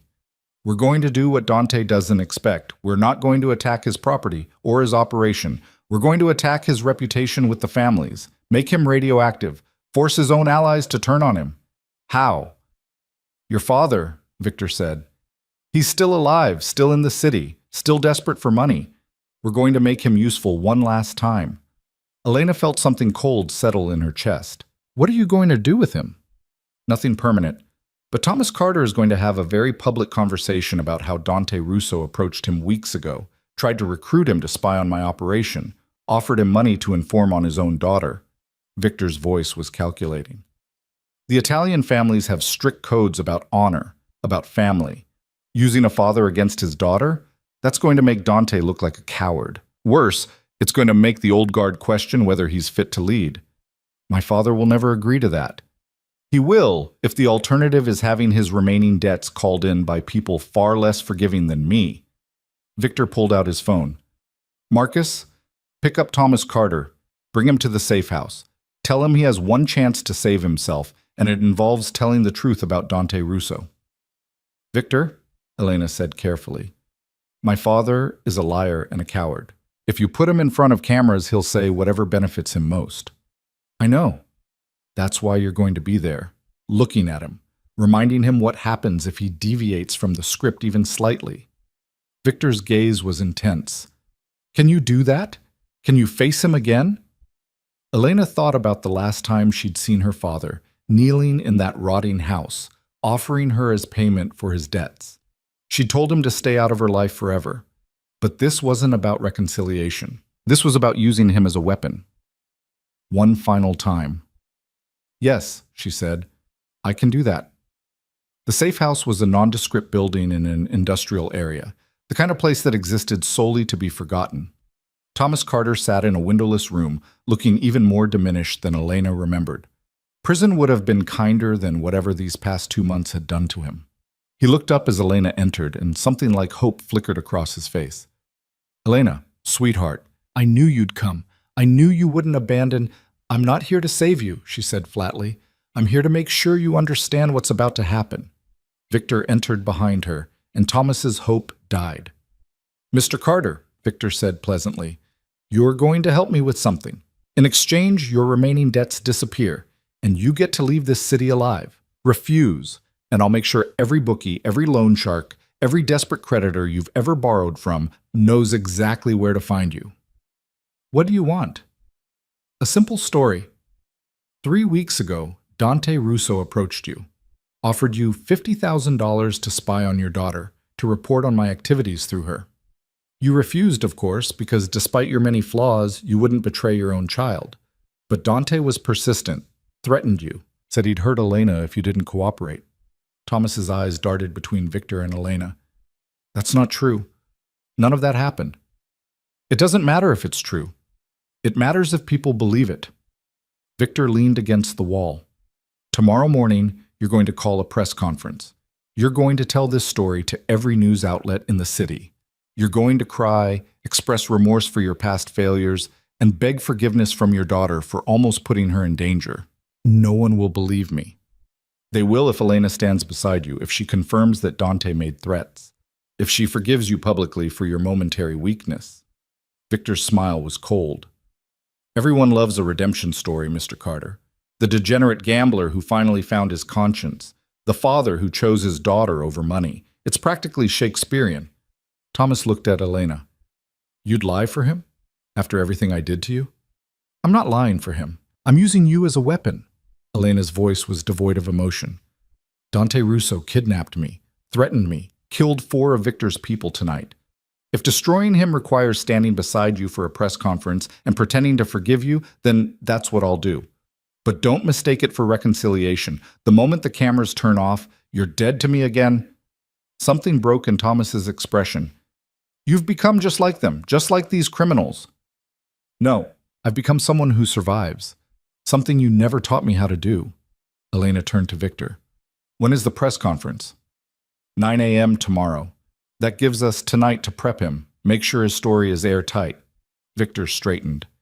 Mr. Carter, I suggest you practice looking sincere. Your daughter's safety depends on how convincing you are. They left Thomas in the room with 2 guards and a script to memorize. Outside, Elena leaned against the wall, suddenly exhausted. That was harder than I expected, she admitted. Using family is always hard, even when they deserve it. Victor stood beside her. You did well. Better than I expected, honestly. Most people can't compartmentalize emotion and strategy the way you just did. I had good teachers, pain, loss, desperation. Elena closed her eyes. Do you think this will work? Will the families really turn on Dante because of my father's testimony? Not immediately, but it plants doubt. Adds to the environmental scandal, the violent retaliation, the image of a man losing control. Piece by piece, we're making Dante Russo too expensive to support. His allies will start looking for alternatives. His uncle will start questioning whether his nephew is an asset or a liability. And then? Then Dante makes another mistake. Something desperate. Something that gives us the justification to end this permanently. Victor's phone buzzed. He glanced at it, and his expression shifted. Speaking of mistakes, we just intercepted communications from the Russo estate. Dante's planning something for tomorrow night, something he's calling the final solution. What does that mean? It means he's done being strategic. He's going to try to kill me, publicly, dramatically, in a way that reestablishes his dominance. Victor's voice was calm, almost amused, which is exactly what I've been waiting for. The moment Dante attacks me directly, every family in this city will have to choose a side, and I've spent the last 2 months making sure they choose mine. Elena felt the pieces clicking into place. The environmental scandal, the public humiliation, her father's upcoming testimony. None of it was just retaliation. It was all setup, all bait, drawing Dante into making the one move that would justify Victor's complete and total response. You're going to let him attack you, she said. I'm going to let him try. There's a difference. Victor's smile was predatory. Tomorrow night, there's a meeting of the family heads. Neutral ground, formal setting, the kind of gathering where everyone's supposed to be civil. Dante's going to break that treaty. He's going to try to kill me in front of everyone. And you'll be ready. I'll be unstoppable. Victor looked at her. This is the end game, Elena. Everything we've built, everything we've planned. Tomorrow night, the war ends. One way or another. Elena stood in the silence of that revelation, feeling the weight of what was coming. Violence, blood. The final collision between 2 men who refused to bend. And she would be there, watching it unfold, complicit and committed and utterly changed from the girl who'd stood in that rotting house 2 months ago. I want to be there, she said, at the meeting, when it happens. Absolutely not, it's too dangerous. You brought me to the gala. You let me face Dante there. This is no different. This is completely different. The gala was theater. Tomorrow night will be war. Then I need to see it, need to understand what this world really is when the masks come off. Elena met his gaze. You said I needed to prove I belonged here. Let me prove it. Victor was quiet for a long moment. Then he nodded slowly. All right, but you stay behind me. You follow my lead. And if I tell you to run, you run. No questions, no hesitation. Agreed? Agreed. They drove back to the building in silence, Elena watching the city lights streak past, thinking about tomorrow, about her father's press conference, about the meeting of families, about Dante Russo and his desperate plan, about the moment when everything would finally, inevitably, explode. The press conference happened exactly as Victor had orchestrated. At 9 a.m., Thomas Carter stood before a bank of cameras and microphones, his face carefully composed into an expression of remorse and fear. Elena stood 3 feet to his left, close enough to appear supportive, far enough to maintain emotional distance. The performance was flawless. 3 weeks ago, Thomas began, his voice shaking in a way that seemed genuine, a man named Dante Russo approached me in a bar. He knew about my debts, knew about my daughter working for Victor Moretti. He offered me $50,000 to spy on her, to report on Mr. Moretti's business activities. The reporters leaned forward, cameras clicking, recording devices capturing every word. I was desperate, broken. I'd already failed my daughter in every way a father can fail, but even I couldn't do that. Couldn't betray her again. Thomas's eyes glistened with tears that might have been real. I refused. Dante threatened me, said if I didn't cooperate, he'd hurt Elena, make it look like an accident. I went to Mr. Moretti, told him everything. He protected my daughter when I couldn't. Elena forced herself to look sympathetic, to nod at the right moments, to play her role in this carefully constructed lie. Every second felt like swallowing glass, but she kept her expression neutral, supportive, forgiving. I'm here today to say that Dante Russo is dangerous, that he uses intimidation and violence to get what he wants, that he has no honor, no code, nothing but ambition and brutality. Thomas turned to Elena. And I'm here to apologize to my daughter for everything, for being the kind of father who made her vulnerable to men like Russo, for failing her when she needed me most.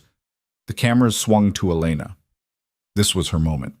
The pivot point where the story became credible or collapsed into obvious fiction. My father made mistakes, Elena said quietly. More than I can count. But when it mattered, when someone threatened me, he found the courage to do the right thing. That doesn't erase the past, but it's a start. She didn't say she forgave him, didn't embrace him or shed tears or offer any of the emotional catharsis the reporters clearly wanted, just gave them enough to make the story believable, to plant the seed of doubt about Dante Russo's honor. The questions came rapid fire after that. Elena deflected most of them, gave careful non-answers that implied more than they stated. By the time they left the building, the story was already spreading across every news outlet, every social media platform, every conversation in the city. Dante Russo, the man who'd bombed a warehouse and killed 4 people, had also tried to turn a father against his daughter, had threatened a woman under Victor Moretti's protection, had violated every code of honor the old families claimed to value. In the car afterward, Thomas looked at Elena with something desperate in his eyes. Did you mean it? About it being a start? No. Elena's voice was flat. I meant that you were useful one last time. Victor will honor his promise. Your debts are cleared, but you and I are done. Forever. Elena, please. I know I don't deserve forgiveness, but you're right. You don't, and you won't get it. She turned to look at him fully. You sold me to save yourself. Everything that happened after that, every dangerous moment, every threat, every nightmare, that's on you. So take your clean slate and disappear. Because if I ever see you again, I won't be the one who decides what happens next. Victor will. And he's far less forgiving than I am. Thomas's face crumpled, but Elena felt nothing. No satisfaction, no guilt. Just cold certainty that this chapter was finally, permanently closed. They dropped him at a bus station with $5,000 in cash and a ticket to a city 3 states away. Elena watched him disappear into the terminal, then turned to Marcus, who'd driven them. Make sure he actually leaves. If he's still in the city by tomorrow, Victor should know. Already planned, Marcus said. His tone toward her had shifted over the past weeks, from dismissive to wary, to something approaching respect. The press conference was good work, convincing. It was necessary. Elena settled back in her seat. Is Victor at the office? War room, preparing for tonight. Marcus glanced at her in the rearview mirror. You sure you want to be there? It's going to get ugly. I'm sure. The war room was a converted conference space on the 61st floor, filled with monitors showing surveillance feeds, tactical maps, and real-time intelligence updates. Victor stood at the center, directing his team with the precision of a general coordinating a military campaign. Russo's team will arrive at the Meridian Club at 8 p.m., Sat, he was saying to a group of his most trusted operatives. They'll come in through the main entrance, heavy security, making a show of strength. Dante wants everyone to see he's not afraid, not backing down. Our people? Marcus asked, joining the briefing. Already inside, 5 servers, 3 bartenders, 2 valets, all armed, all trained, all ready. Victor pointed to a blueprint of the club. Exits here, here, and here. The moment shooting starts, we control all three. Nobody leaves until I say so. Elena studied the map, the careful planning, the layers of contingency. This wasn't just a confrontation, it was an execution masked as self-defense. What about the other families? She asked. They'll be there too. Won't they intervene? That's exactly why we're doing it this way. When Dante attacks me in front of witnesses in violation of neutral ground protocols, every family will see it. They'll understand that Russo broke the rules, that whatever happens next is justified. Victor's smile was cold. I'm not just killing Dante tonight. I'm making sure nobody questions whether he deserved it. The hours crawled toward evening. Elena spent them memorizing the tactical plan, understanding sight lines and escape routes, preparing herself mentally for what was coming. Victor had given her a small pistol, showed her how to use it, made her practice until she could load and fire without thinking. You won't need it, he'd said, but if something goes wrong, if my people fail and Dante gets close to you, don't hesitate. Aim for center mass and keep pulling the trigger until the threat stops moving. Now, as 7 p.m. approached, Elena, dressed in dark clothing that wouldn't show blood, checked the pistol one more time and tried to control her racing heartbeat. She'd witnessed crime, participated in schemes, helped destroy the Russo family's reputation, but she'd never been present for actual violence, never seen someone die. Tonight, that would change.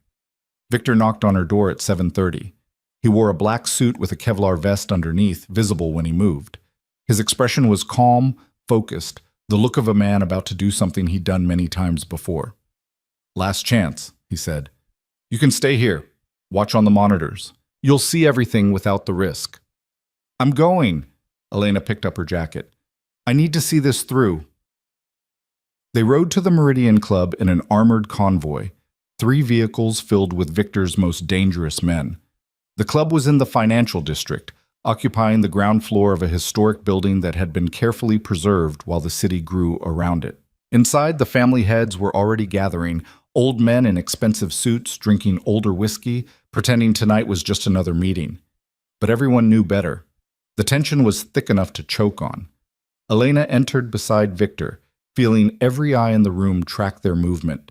She recognized faces from the gala, from news reports, from whispered conversations about power and violence. These were the men who really ran the city, the ones who controlled everything from the shadows. Antonio Russo sat at a corner table, looking diminished, defeated.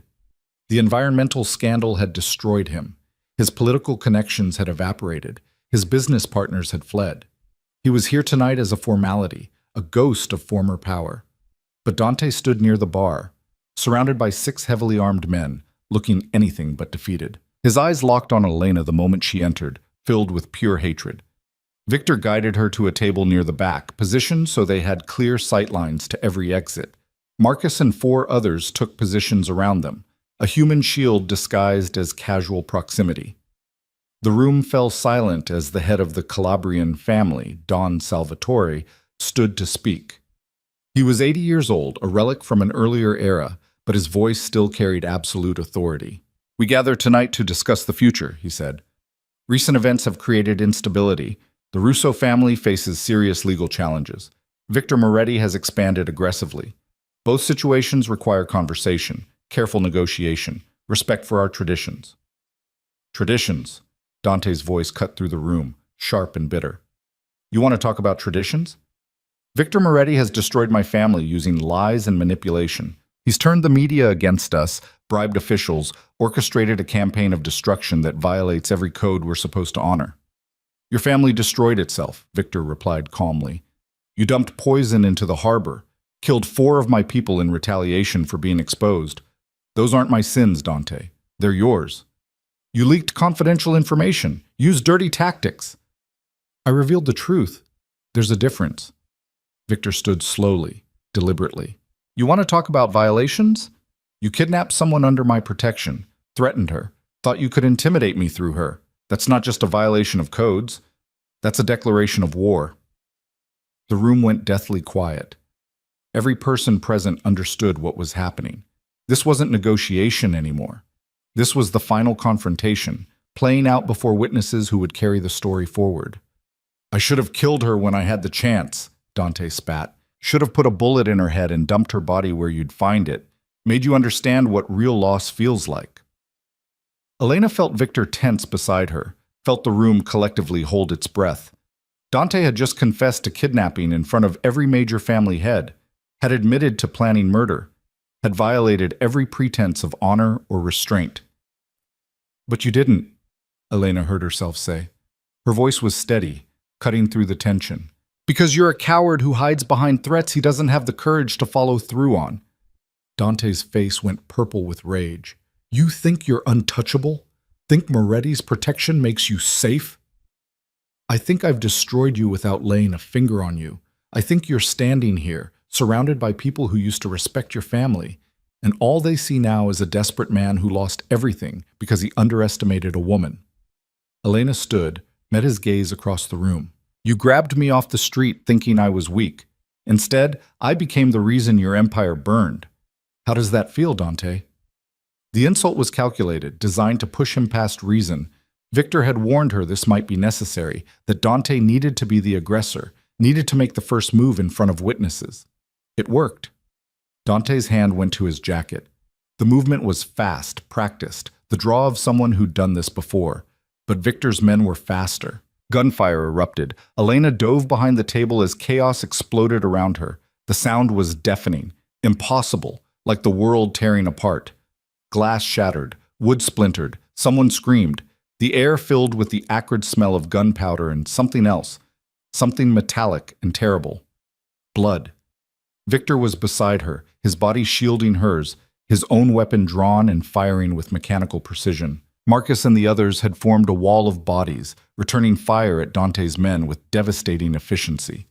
Through the chaos, Elena saw Dante diving for cover, saw Antonio Russo trying to flee, saw one of Dante's guards go down in a spray of crimson.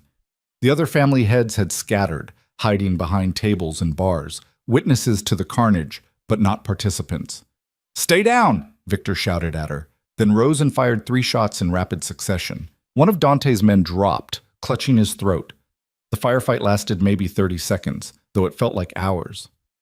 When the gunfire finally stopped, 6 of Dante's men were down, dead or dying. Marcus had taken a bullet to the shoulder but was still standing. 2 of Victor's other men were wounded but alive. And Dante Russo was pinned behind the bar, trapped, his weapon empty or jammed, his escape routes blocked by Victor's people. "It's over," Victor called out. "Come out, Dante. Face what you started." "You brought a woman to a meeting of families." Dante's voice was desperate, cracking. "You violated protocol. She doesn't belong here." "She belongs wherever I say she belongs.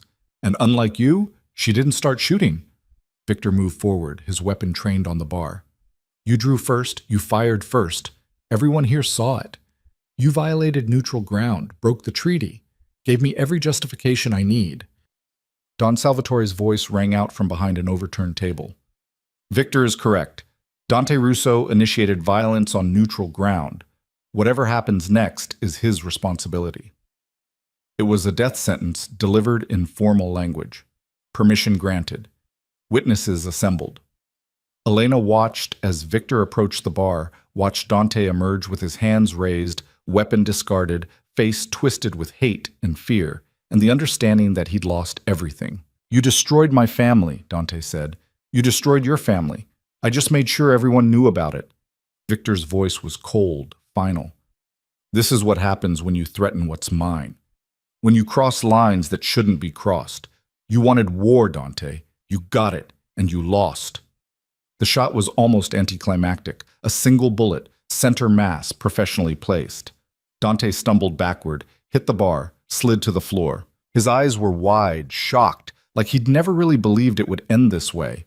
Victor stood over him, watched him bleed out, then turned to face the room. "Anyone else have concerns about how I run my operations?" Silence. Absolute, total silence. "Good." Victor holstered his weapon. "Clean this up. Get our wounded to the hospital, and someone call the police. Tell them there was an attempted assassination at a business meeting. Make sure they understand who started it." The room slowly came back to life. Victor's men moved efficiently, securing the scene, tending to the wounded, removing weapons from dead hands. The other family heads began to emerge from cover, carefully not looking at Dante's body, already rewriting the story in their minds. Victor turned to Elena, who was still crouched behind the table, her hands shaking, her ears ringing from the gunfire. "Are you hurt?" he asked. She shook her head mutely. "Then stand up. Let them see you. Let them understand that you're not just my analyst or my strategist. You're under my protection, and anyone who touches you meets the same fate Dante did." Elena forced herself to stand on legs that felt like water, forced herself to look at the carnage, at the bodies, at the blood pooling on the expensive hardwood, forced herself to meet the eyes of the family heads who were watching her with new understanding. This was what power looked like in the real world. Not spreadsheets and market analysis, blood and bullets and bodies. And she had helped orchestrate it. Don Salvatore approached Victor, stepping carefully around the debris. "You've made your point, convincingly, but there will be questions. Federal investigators, media attention. The Russo family still has allies who will demand answers. Let them demand. I acted in self-defense in front of 24 witnesses. Dante drew first, fired first, violated every protocol." Victor's voice was calm, reasonable. "Any investigation will confirm exactly what we all saw. A desperate man who started a fight he couldn't finish." "And the woman?" Don Salvatore's gaze shifted to Elena. "Bringing her here was provocative. Bringing her here was necessary. She's part of my operations, an essential part, and she needed to see what this world really is." Victor's hand found Elena's back, steadying her. "Anyone who has a problem with that can take it up with me directly." The old Don studied them both for a long moment. Then he nodded slowly. "The Russo territories will need new management. Their port operations, their shipping contracts. Someone will have to step in." "I'm sure we can come to an arrangement," Victor said, "one that benefits everyone." It was happening in real time. Dante's body wasn't even cold yet, and already the vultures were circling, dividing up the spoils. Elena felt sick and fascinated in equal measure. The police arrived 20 minutes later along with ambulances and crime scene investigators. Victor's story was simple, consistent, backed by multiple witnesses. Dante Russo had initiated violence at a business meeting. Victor had defended himself and others. Tragic, but justified. The detectives took statements, photographed the scene, removed the bodies.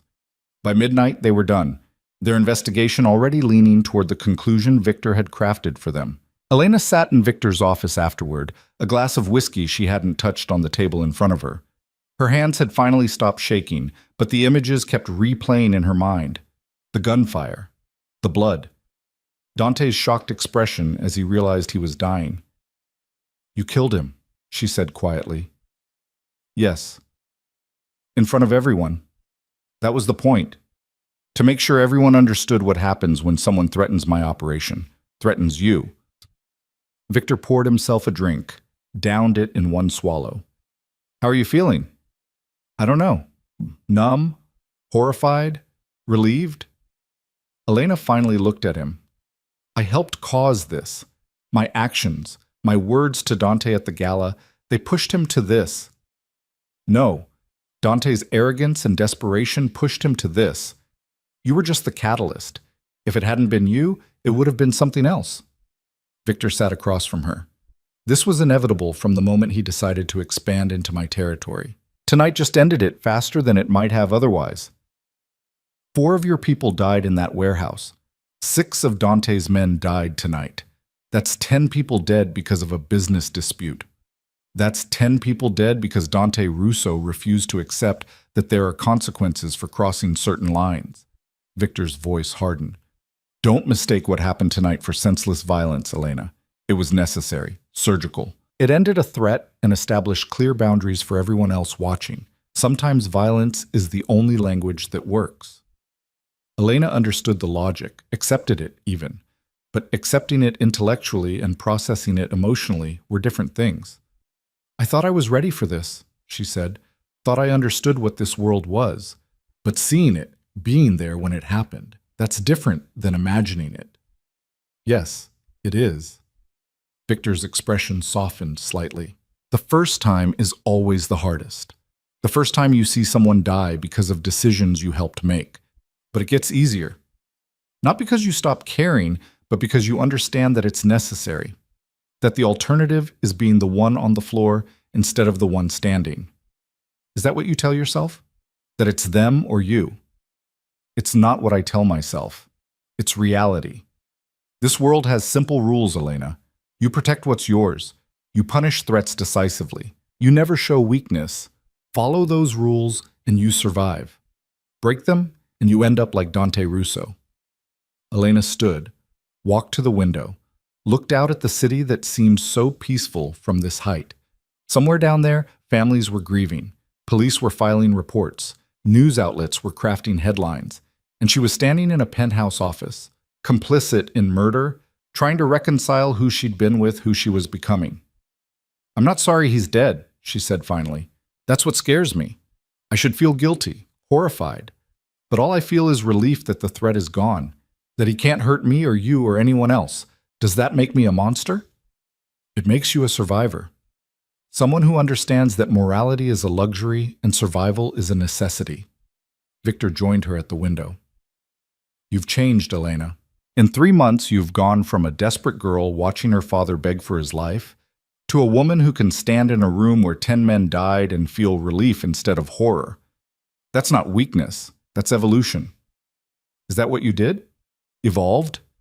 "I adapted, learned, became what I needed to become to survive and thrive in this world." Victor's reflection in the glass was unreadable. "You're doing the same. The question is whether you can live with who you're becoming." Elena thought about her father's pathetic attempt at reconciliation, thought about Dante's hatred as he died, thought about the empire she'd helped protect and expand built on violence and crime and ruthless pragmatism. "I can live with it," she said, "because the alternative is going back to powerlessness, and I'll never be powerless again." Victor smiled. "Then you're exactly where you need to be." The next morning brought a media firestorm. The shooting at the Meridian Club was front-page news, with witnesses confirming that Dante Russo had initiated the violence. The environmental scandal that had destroyed Antonio Russo's reputation now extended to his nephew's reckless behavior. The narrative Victor had crafted held perfectly. Dante Russo was portrayed as a violent criminal who'd attacked a legitimate businessman during a professional meeting. Victor Moretti was the victim who'd defended himself and others. The other families backed this story unanimously, protecting their own interests by distancing themselves from the Russo name. Within 48 hours, the Russo empire was being dismantled. Their port operations were sold off to various buyers, all of whom kicked a percentage to Victor for facilitating the transfers. Their warehouses were seized by federal investigators looking into the environmental violations. Their political connections evaporated like morning dew. Antonio Russo himself disappeared, reportedly fleeing to Italy with whatever money he'd managed to hide from investigators. The family that had controlled the waterfront for 3 generations was gone, erased, a cautionary tale about ambition and overreach. And Elena Carter stood at the center of it all, no longer the analyst working in the background, but a visible, acknowledged part of Victor's inner circle, the woman who'd helped orchestrate the Russo family's destruction, the one who'd stood beside Victor at the Meridian Club and walked out alive while Dante bled out on the floor. She should have felt triumph, victory, the satisfaction of having won. Instead, she felt hollow. The knock on her apartment door came at 3 a.m., 3 days after the shooting. Elena answered it to find Victor standing there, still dressed despite the late hour. "Couldn't sleep either?" he asked. "No." "Come with me. I want to show you something." They took the elevator to the roof, a space Elena hadn't even known existed. It was converted into a private terrace, complete with a garden, sitting areas, and a view of the entire city. "I come up here when the weight gets too heavy," Victor said, settling into a chair. "When I need to remind myself why I do this." "And why do you do this?" Elena asked, sitting beside him. "Because the alternative is submission. Accepting that the world is run by people who inherited power or bought it with legitimate money they stole through legal means. I refuse to accept that. So I built my own power structure, my own empire." Victor gestured at the city. "Every light down there represents someone who thinks they're in control of their life. But they're not. They're controlled by systems they don't understand, rules they didn't agree to, power structures they can't see. I see them, and I refuse to be controlled by them. That's not freedom. That's just a different kind of prison. Perhaps. But it's a prison I chose, one where I make the rules instead of following someone else's. Victor looked at her. You're struggling with what happened, with what you've become. That's normal. But you need to decide whether you can accept it or whether you need to walk away. You'd let me leave? I'd let you try. But we both know you're too deep now, too connected, too complicit. Even if you walked away from me, the world would still see you as Elena Carter, the woman who helped destroy the Russo family. That's not a reputation you can escape. He was right. She knew it. The moment she'd stood beside her father at that press conference, the moment she'd walked into the Meridian Club, she'd crossed a line that couldn't be uncrossed. I don't want to leave, Elena said quietly. I just want to understand how to live with what I've done, what I've become, by accepting that morality is contextual, that right and wrong are decided by whoever has the power to enforce their definition, that survival matters more than philosophy. Victor's voice was gentle, almost kind. You're not evil, Elena. You're practical. You're someone who recognized that the legitimate world failed you and chose an alternative path. There's no shame in that. Dante would disagree. Dante's dead. His opinion is irrelevant. Victor stood, offered her his hand. Come on, I want to give you something. They went back to his office, where he pulled out a folder from his desk and handed it to her. Inside were legal documents, contracts, ownership papers. What is this? Elena asked. Your stake. 20% ownership in 3 of my most profitable legitimate businesses. Real estate holdings worth approximately $15 million. Investment accounts in your name. Victor's smile was genuine. You've earned more than a salary, Elena. You've earned a real share of what we've built. This makes you a partner, not just an employee. Elena stared at the documents, feeling the weight of them. This wasn't just money. This was power. Real, tangible power. The kind that came with resources and options and the ability to shape her own future. Why? She whispered. Because you've proven yourself. Because you're valuable. Because I want you invested in this empire's success, not just working for it. Victor's expression was serious. And because I've come to care about you, Elena, not as collateral, not as an asset, as a person who matters to me. The admission hung between them, unexpected and honest. Elena looked up at him, saw something in his eyes she'd never seen before. Vulnerability. The mask of the untouchable crime lord slipped just enough to reveal the man underneath. I care about you too, she said. More than I expected to. More than I should, probably. Probably, Victor agreed. But here we are anyway. He pulled her close, and Elena let herself lean into him, let herself acknowledge the connection that had been building between them for months. It wasn't love, not exactly. It was something more complicated. Trust built in blood. Respect earned through violence. Partnership forged in the fires of shared danger. What happens now? She asked against his chest. Now we rebuild. Expand. Take the territory the Russos left behind and make it ours. Build something stronger than what came before. Victor's voice was certain. And you stop being my analyst and become my partner, my equal. Someone who shapes this empire instead of just serving it. Elena pulled back to look at him. Your equal? In everything that matters. You've proven you can think strategically, act decisively, survive when survival seemed impossible. You're not the frightened girl your father tried to sell anymore. You're Elena Carter, the woman who brought down the Russo family. That's worth more than any title I could give you. He was right. She wasn't that girl anymore. That girl had died somewhere between the gala and the warehouse fire and the Meridian Club. What remained was someone harder, colder, more dangerous. Someone who could live in this world and thrive.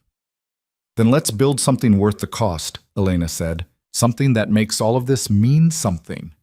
Victor smiled, and for the first time since she'd met him, it reached his eyes. Deal. They stood there as dawn broke over the city, 2 people bound by blood and violence and shared ambition, looking out at an empire they would rule together. The price had been high, the cost measured in lives and morality and pieces of their humanity they'd never get back. But they had survived, had won, had claimed power in a world that tried to keep them powerless. And that, Elena thought, was worth every terrible thing they'd done to get here. The 6 months following Dante Russo's death transformed the city's power structure in ways that would have seemed impossible when Elena first walked into Victor's penthouse. The Russo territories didn't just change hands, they were systematically absorbed, restructured, and rebuilt into something more efficient, more profitable, and infinitely more controlled. Elena stood at the center of it all, no longer observing from the shadows but commanding in the light. The morning of the territorial consolidation meeting, she dressed with the same precision she'd learned to apply to everything in this new life.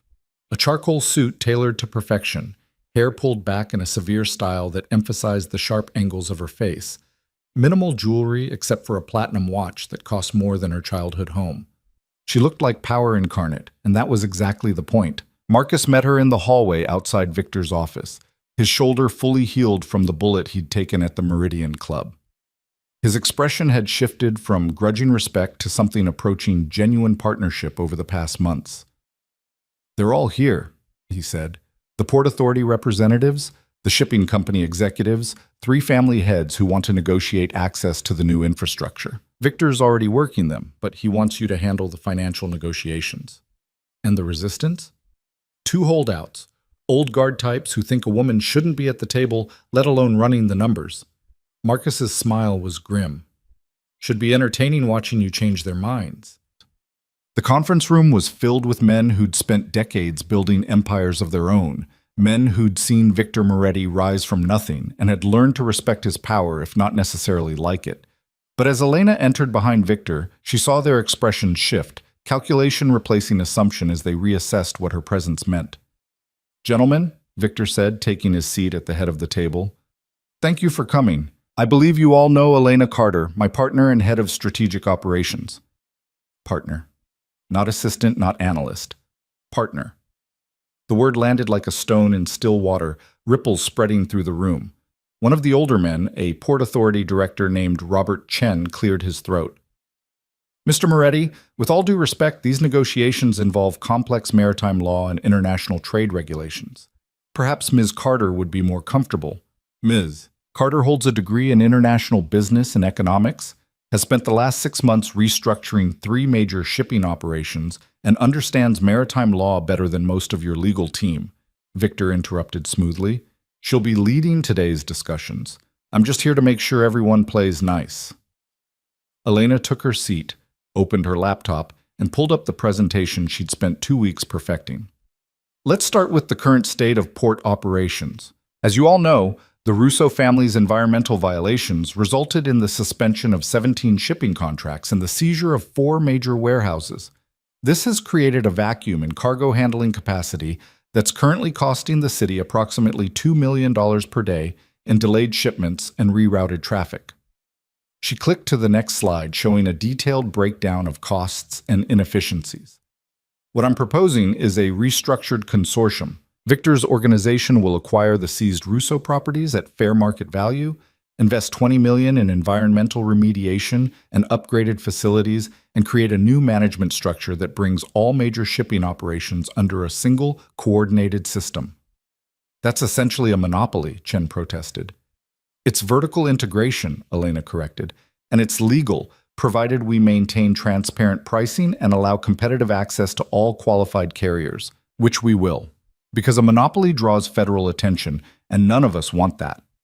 She spent the next hour walking them through the financial models, the legal structures, the revenue projections.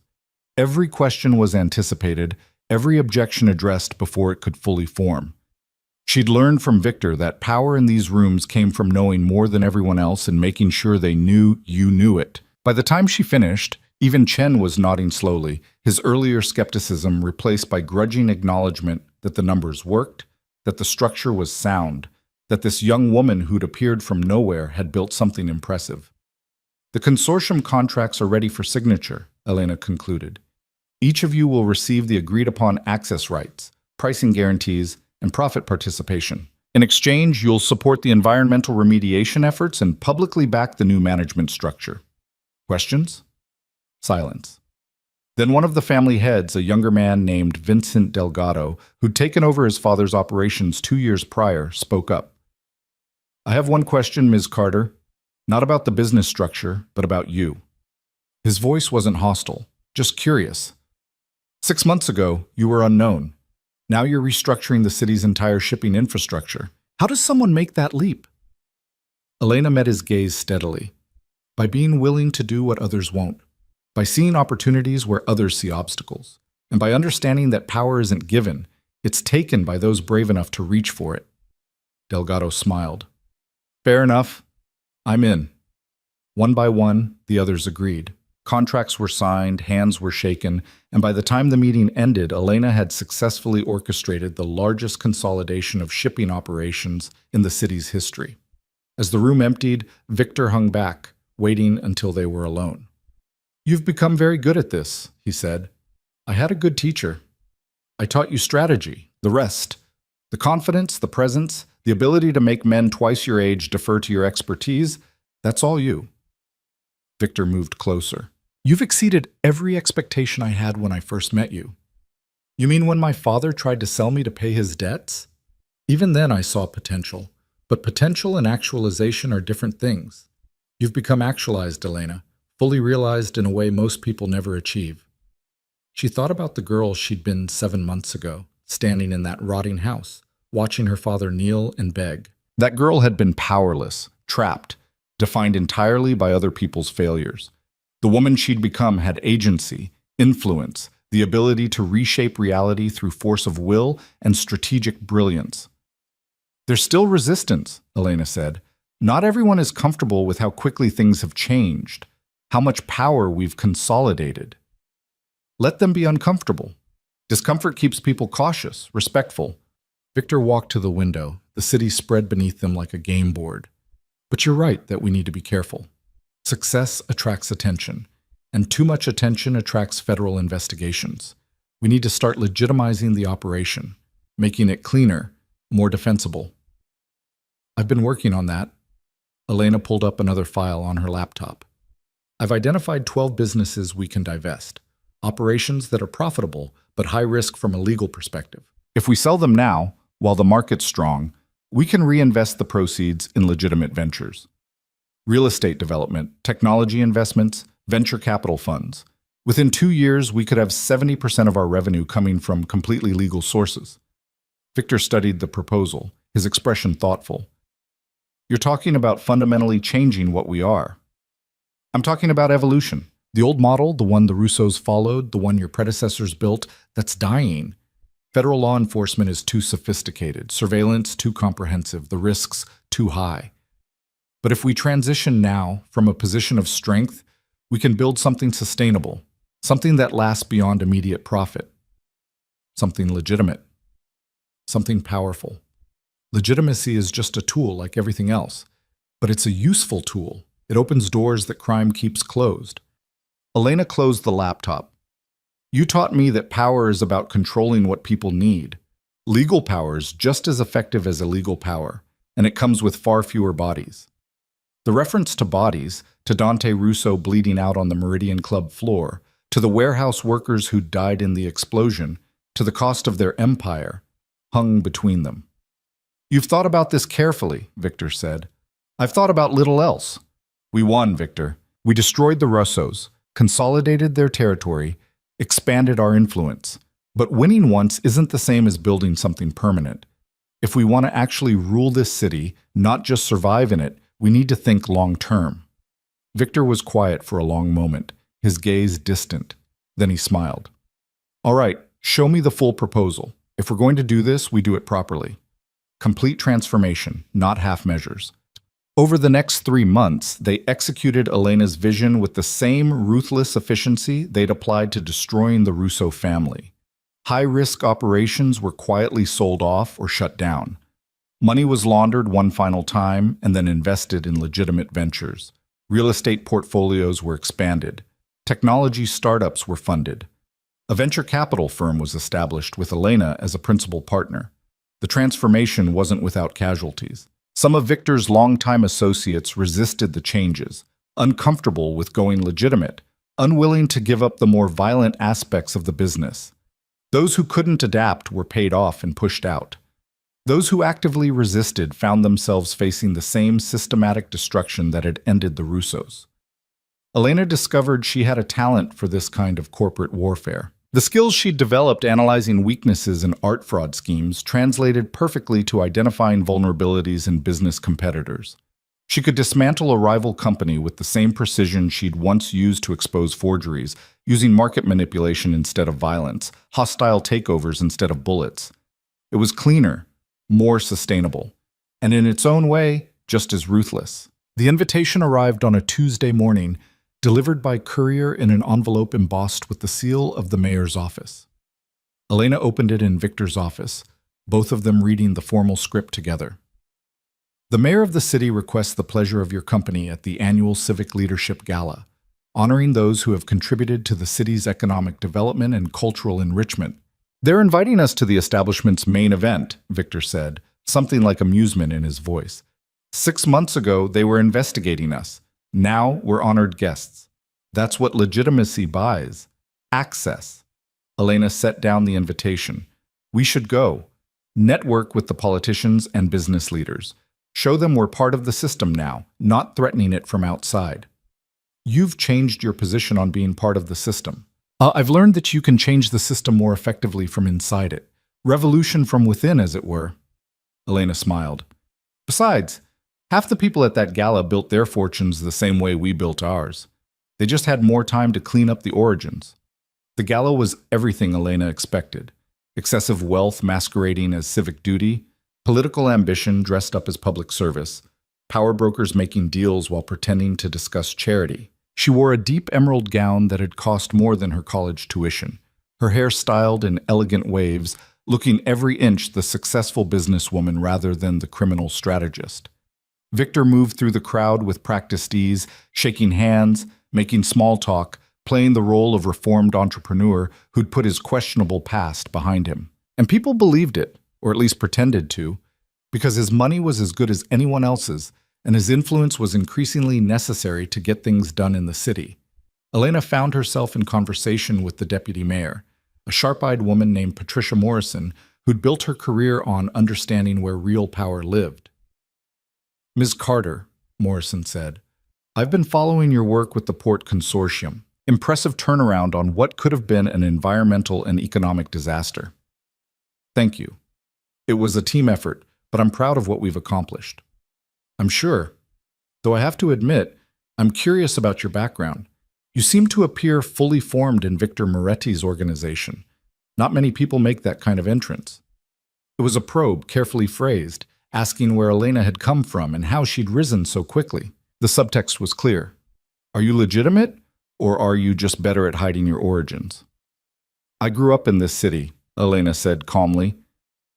Worked my way through college, learned business from the ground up. Mr. Moretti recognized potential and gave me opportunities to prove myself. I took advantage of them. Clearly. And now you're a principal partner in one of the city's fastest-growing venture capital firms. That's quite a trajectory. America's full of stories like mine, people who start with nothing and build something meaningful. I just happened to find the right mentor. Elena sipped her champagne. Though I notice you're not asking about Mr. Moretti's background, only mine.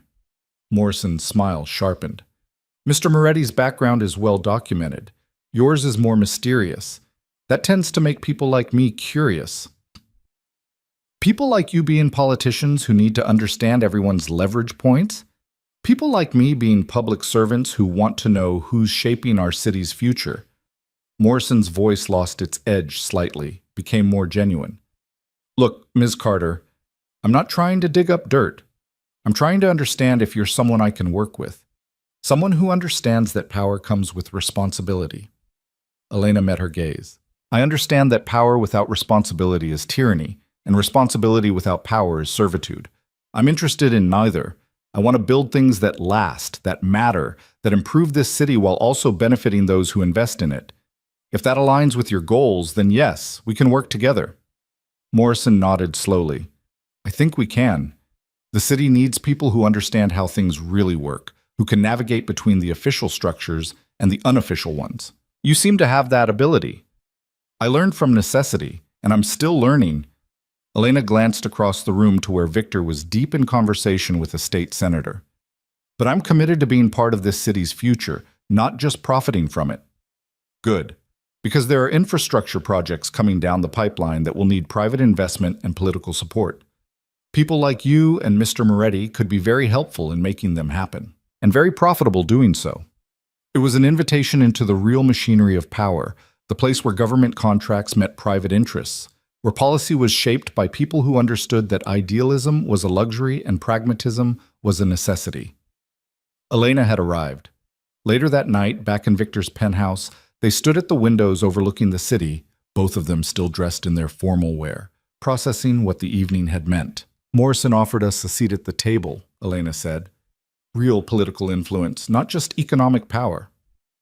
I heard her talking to you. She's smart, recognizing that we're transitioning from necessary evil to necessary partner. Victor loosened his tie. The question is whether we want that kind of integration.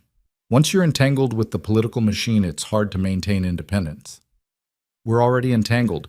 We've just been on the outside looking in. This way, we shape policy instead of just reacting to it.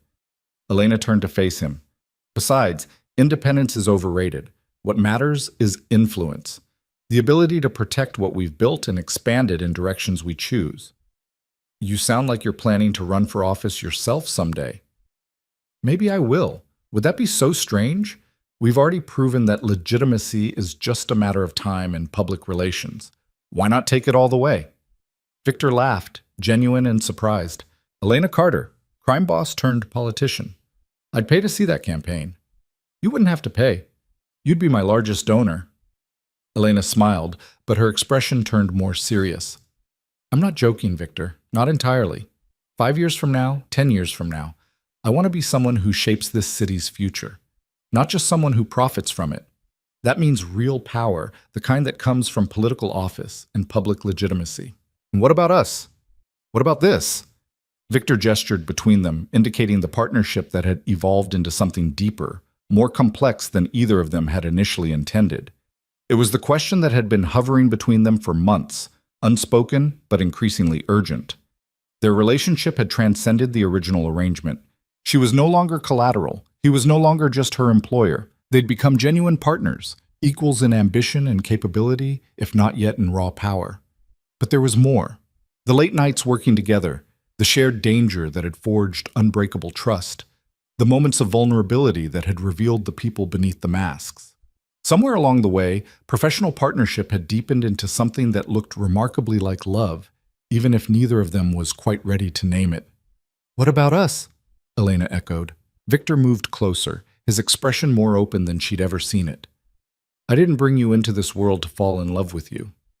I brought you in because you were useful, because your father's debt created an opportunity. But you became more than useful, Elena. You became essential, irreplaceable. And somewhere in that process, you became the only person I trust completely. Trust born from shared crimes, Elena said softly, from blood and violence and mutual survival. Is that worse than trust born from comfort and safety? We've seen each other at our absolute worst and our absolute best. We've built an empire together from nothing. That's more real than anything most people ever experience. He was right. Their bond was forged in fire, tested by adversity, proven through survival.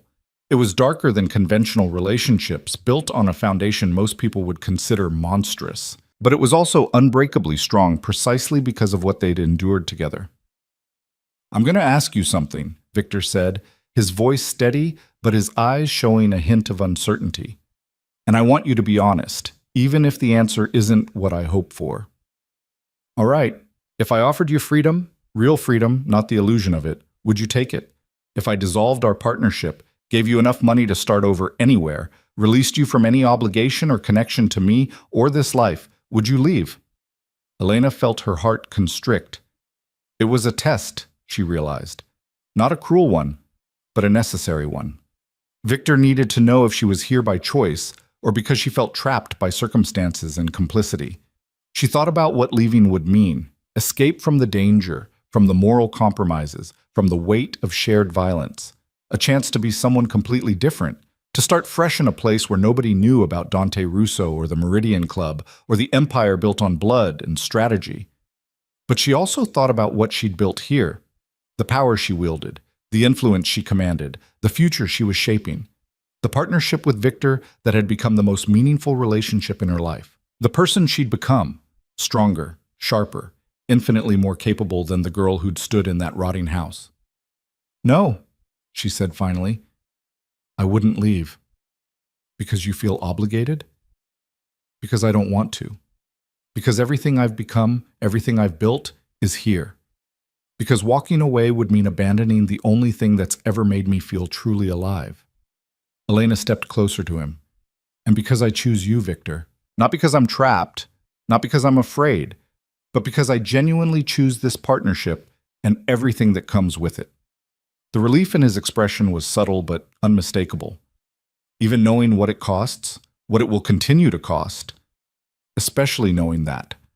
I'm not naive anymore. I understand exactly what this life is, what we are, and I'm choosing it anyway. Victor pulled her close, and Elena let herself sink into the embrace, feeling the solid reality of him, the warmth and certainty and shared understanding. "Then I want to make this official," Victor said.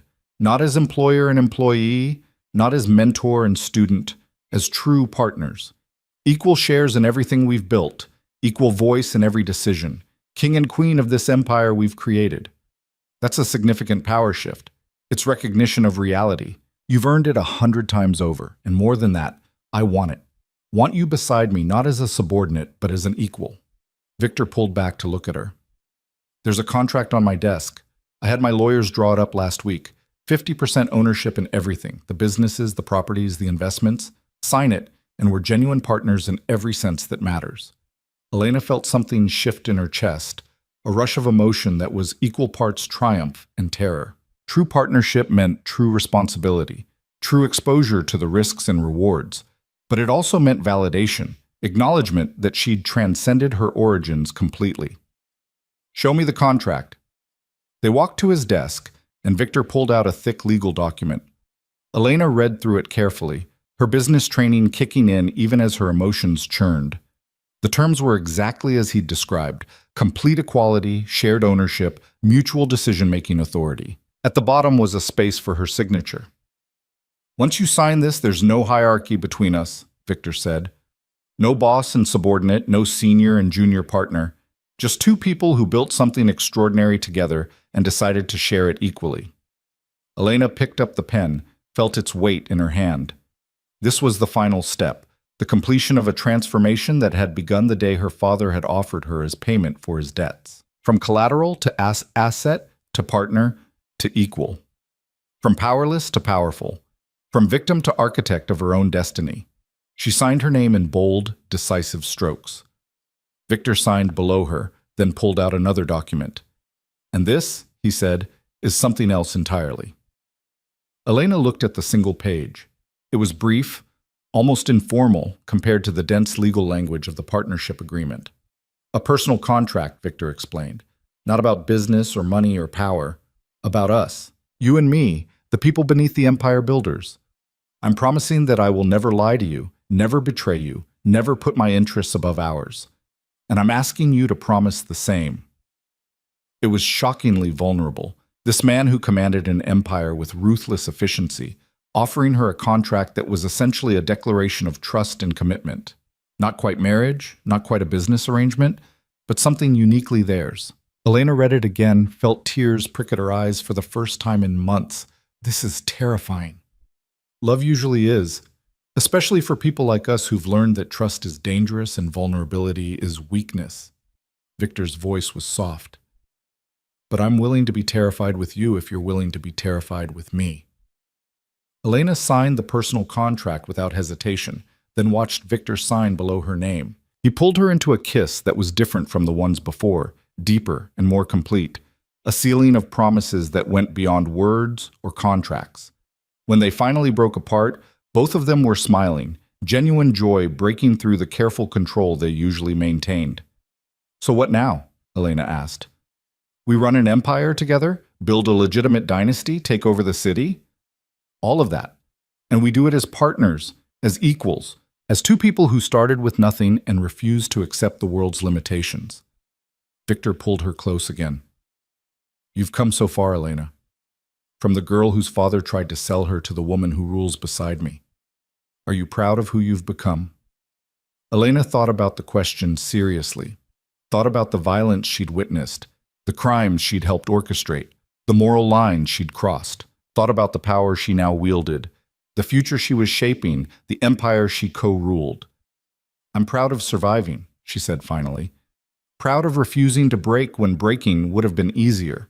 Proud of becoming powerful instead of staying powerless. She looked up at him. I'm not proud of everything we've done, but I'm proud of who we've become despite it. Or maybe because of it. That's all any of us can be. Survivors who made difficult choices and lived with the consequences. Victor's expression was peaceful, settled in a way she'd never seen before. I brought you into this world thinking you'd be useful. You became so much more than that. You became the person who makes this all worthwhile. They stood there in the penthouse office, the city lights spreading below them like conquered territory. Two people who'd started as predator and prey and had become something infinitely more complex. Partners. Equals. The architects of an empire built on ruthlessness and intelligence and the refusal to accept powerlessness. Elena Carter had been sold by her father to pay his debts. 7 months later, she ruled beside the man who'd bought her, not as property, but as an equal partner in one of the city's most powerful organizations. The journey had cost her innocence, had required sacrifices most people couldn't imagine, had transformed her into someone her younger self wouldn't recognize. But she had survived. More than survived, she had conquered. The price of survival had been steep. But standing here now, with Victor beside her, and an empire at her feet and a future she would shape rather than endure, Elena knew with absolute certainty that she would pay that price again. Because powerlessness was the only thing she truly feared, and she would never be powerless again. In the weeks that followed, the new partnership structure became public knowledge. Elena Carter wasn't just Victor Moretti's associate anymore. She was his equal, with her name on all the major deals, her signature on all the contracts, her voice carrying the same weight as his in every negotiation. The city's power brokers adjusted quickly. Those who'd been skeptical of her rapid rise now saw the partnership for what it was: permanent, powerful, and completely legitimate in the new order they were building. Morrison's infrastructure projects moved forward with private investment from their venture capital firm. Real estate developments transformed abandoned industrial areas into profitable mixed-use complexes. Technology investments paid off as 3 of their portfolio companies went public, generating returns that made even the most skeptical investors take notice. The empire wasn't just surviving the transition from criminal enterprise to legitimate business. It was thriving, growing, becoming the kind of power structure that would last for generations.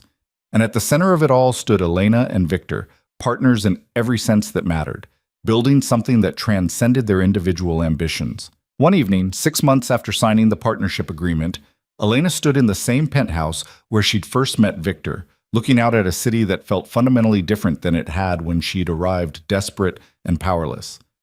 Victor joined her at the window, handing her a glass of wine. "Thinking about the past?" he asked. "Thinking about how far we've come, how different everything is." Elena took a sip. "My father tried to sell me to save himself. Now I'm one of the most powerful people in this city. The symmetry is almost poetic. Your father was a coward who saw you as a commodity. I saw you as potential waiting to be realized." Victor's voice was thoughtful. "Do you ever think about him? Wonder what happened to him?" "Sometimes. I heard he's in Nevada, working construction, staying sober. Part of me hopes he's found some kind of peace, but mostly I don't think about him at all. He's a chapter I've closed." "Good. The past should inform us, not define us." They stood in comfortable silence, watching the city lights, thinking about everything they'd built and everything still to come. "I love you," Elena said suddenly, the words emerging naturally, without the fear or hesitation she'd expected. "I don't think I've said that out loud before." Victor turned to her, his expression soft with an emotion she'd rarely seen him display. "I love you too. Have for months, if I'm being honest. I just wasn't sure you wanted to hear it. I needed time to understand what it meant, to separate genuine feeling from Stockholm Syndrome or trauma bonding or any of the other ways captivity can twist into something that looks like love. And now, Now I know the difference. What I feel for you is real, complicated, dark, built on a foundation most people would find terrifying, but real. Elena set down her wine glass. We're not a normal couple, Victor. We never will be. Our love story started with violence and will probably end with it, but it's ours, and I wouldn't change it even if I could. Neither would I. Victor pulled her close, and they stood together as the city sparkled below them, two people who'd found something genuine in the darkest of circumstances. The contract they'd signed months ago, the personal one, the promise of trust and loyalty and partnership, had evolved into something deeper. They were building a life together, strange and unconventional as it was, based on mutual respect and shared ambition and love that had survived every test. What's next for us? Elena asked. We've consolidated power, legitimized the empire, built something sustainable. What's the next challenge? Victor smiled. Whatever we want it to be. That's the beauty of having this much power, Elena. We don't react to circumstances anymore. We create them. We decide what the future looks like and then make it happen. Then I want to create something meaningful, not just profitable, but actually important. Something that improves this city while also securing our legacy. What did you have in mind? Elena's mind was already racing, connecting possibilities, seeing opportunities where others would see obstacles. Education initiatives in underserved neighborhoods, job training programs, investment in infrastructure that creates real opportunities instead of just profit. We have the resources and the influence to actually change lives. Why not use them? Because altruism and power don't usually coexist? They can if the altruism serves the power. Better educated populations are more productive, create more wealth, generate more stability.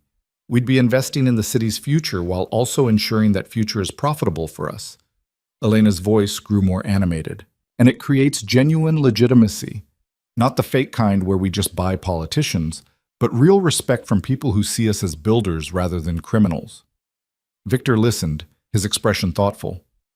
You want to be remembered as more than just successful. You want to be remembered as important, as someone who mattered beyond just accumulating wealth and power. Don't you? Isn't that better than just being another crime boss who got rich and died? Much better. Victor's smile was genuine. All right, let's build your legacy project, something that carries our names into the future as benefactors rather than just business people. I'll have the team start researching education infrastructure needs and development opportunities. They spent the next hour planning, their minds working in perfect synchronization, building something new on the foundation of everything they'd already accomplished. It felt right, this evolution from pure self-interest to something more complex, more nuanced, more meaningful. As midnight approached, Elena found herself thinking about the girl she'd been 7 months ago, powerless, trapped, watching her father sell her to save himself. That girl would never have imagined this future, standing in a penthouse as an equal partner to one of the city's most powerful men, planning initiatives that would shape thousands of lives, secure in the knowledge that she commanded real, tangible influence. Do you ever regret it? Victor asked, seeming to read her thoughts. The choices you made? The person you became? Elena considered the question seriously. I regret the necessity of it. I regret that the world is structured in a way that made this path the most viable option. But I don't regret surviving. I don't regret becoming powerful instead of remaining a victim. Even knowing what it cost? Especially knowing what it cost. Because the alternative was worse. The alternative was powerlessness, poverty, watching my life be determined by other people's decisions. This way, I determine my own future. That's worth almost any price. Victor nodded slowly. You've become exactly what I saw the potential for that first day. Strong, brilliant, absolutely unwilling to accept limitations. I'm proud of you, Elena. Proud of us. So am I. They stood together as the night deepened, two people who'd found power through partnership, who'd built an empire on intelligence and ruthlessness and the refusal to be broken by circumstances. Their love was dark, complicated, built on a foundation of shared violence and mutual survival. But it was also real, tested by adversity, strengthened by trust. The city below them continued its endless cycle, millions of people living their lives, most of them completely unaware of the forces that shaped their reality. But Elena knew. She'd learned the hard way that the world was controlled by people willing to reach for power, willing to pay the price for influence, willing to become something more than what circumstances had made them.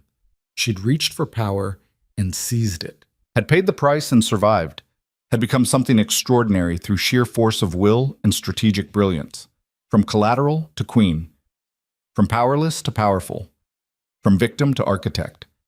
The transformation was complete, and the future stretched ahead, limitless and full of possibility, waiting to be shaped by the woman who'd refused to break, the man who'd recognized her potential, and the empire they'd built together from blood and ambition and the absolute certainty that power belonged to those brave enough to claim it.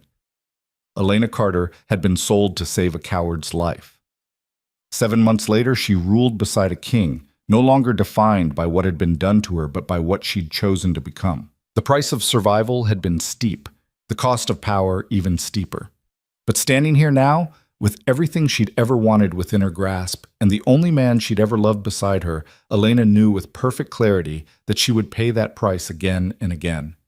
Because this power, this partnership, this hard-won empire, was worth every terrible, necessary thing they'd done to build it, and she would defend it, expand it, and shape it into something that would last long after they were gone.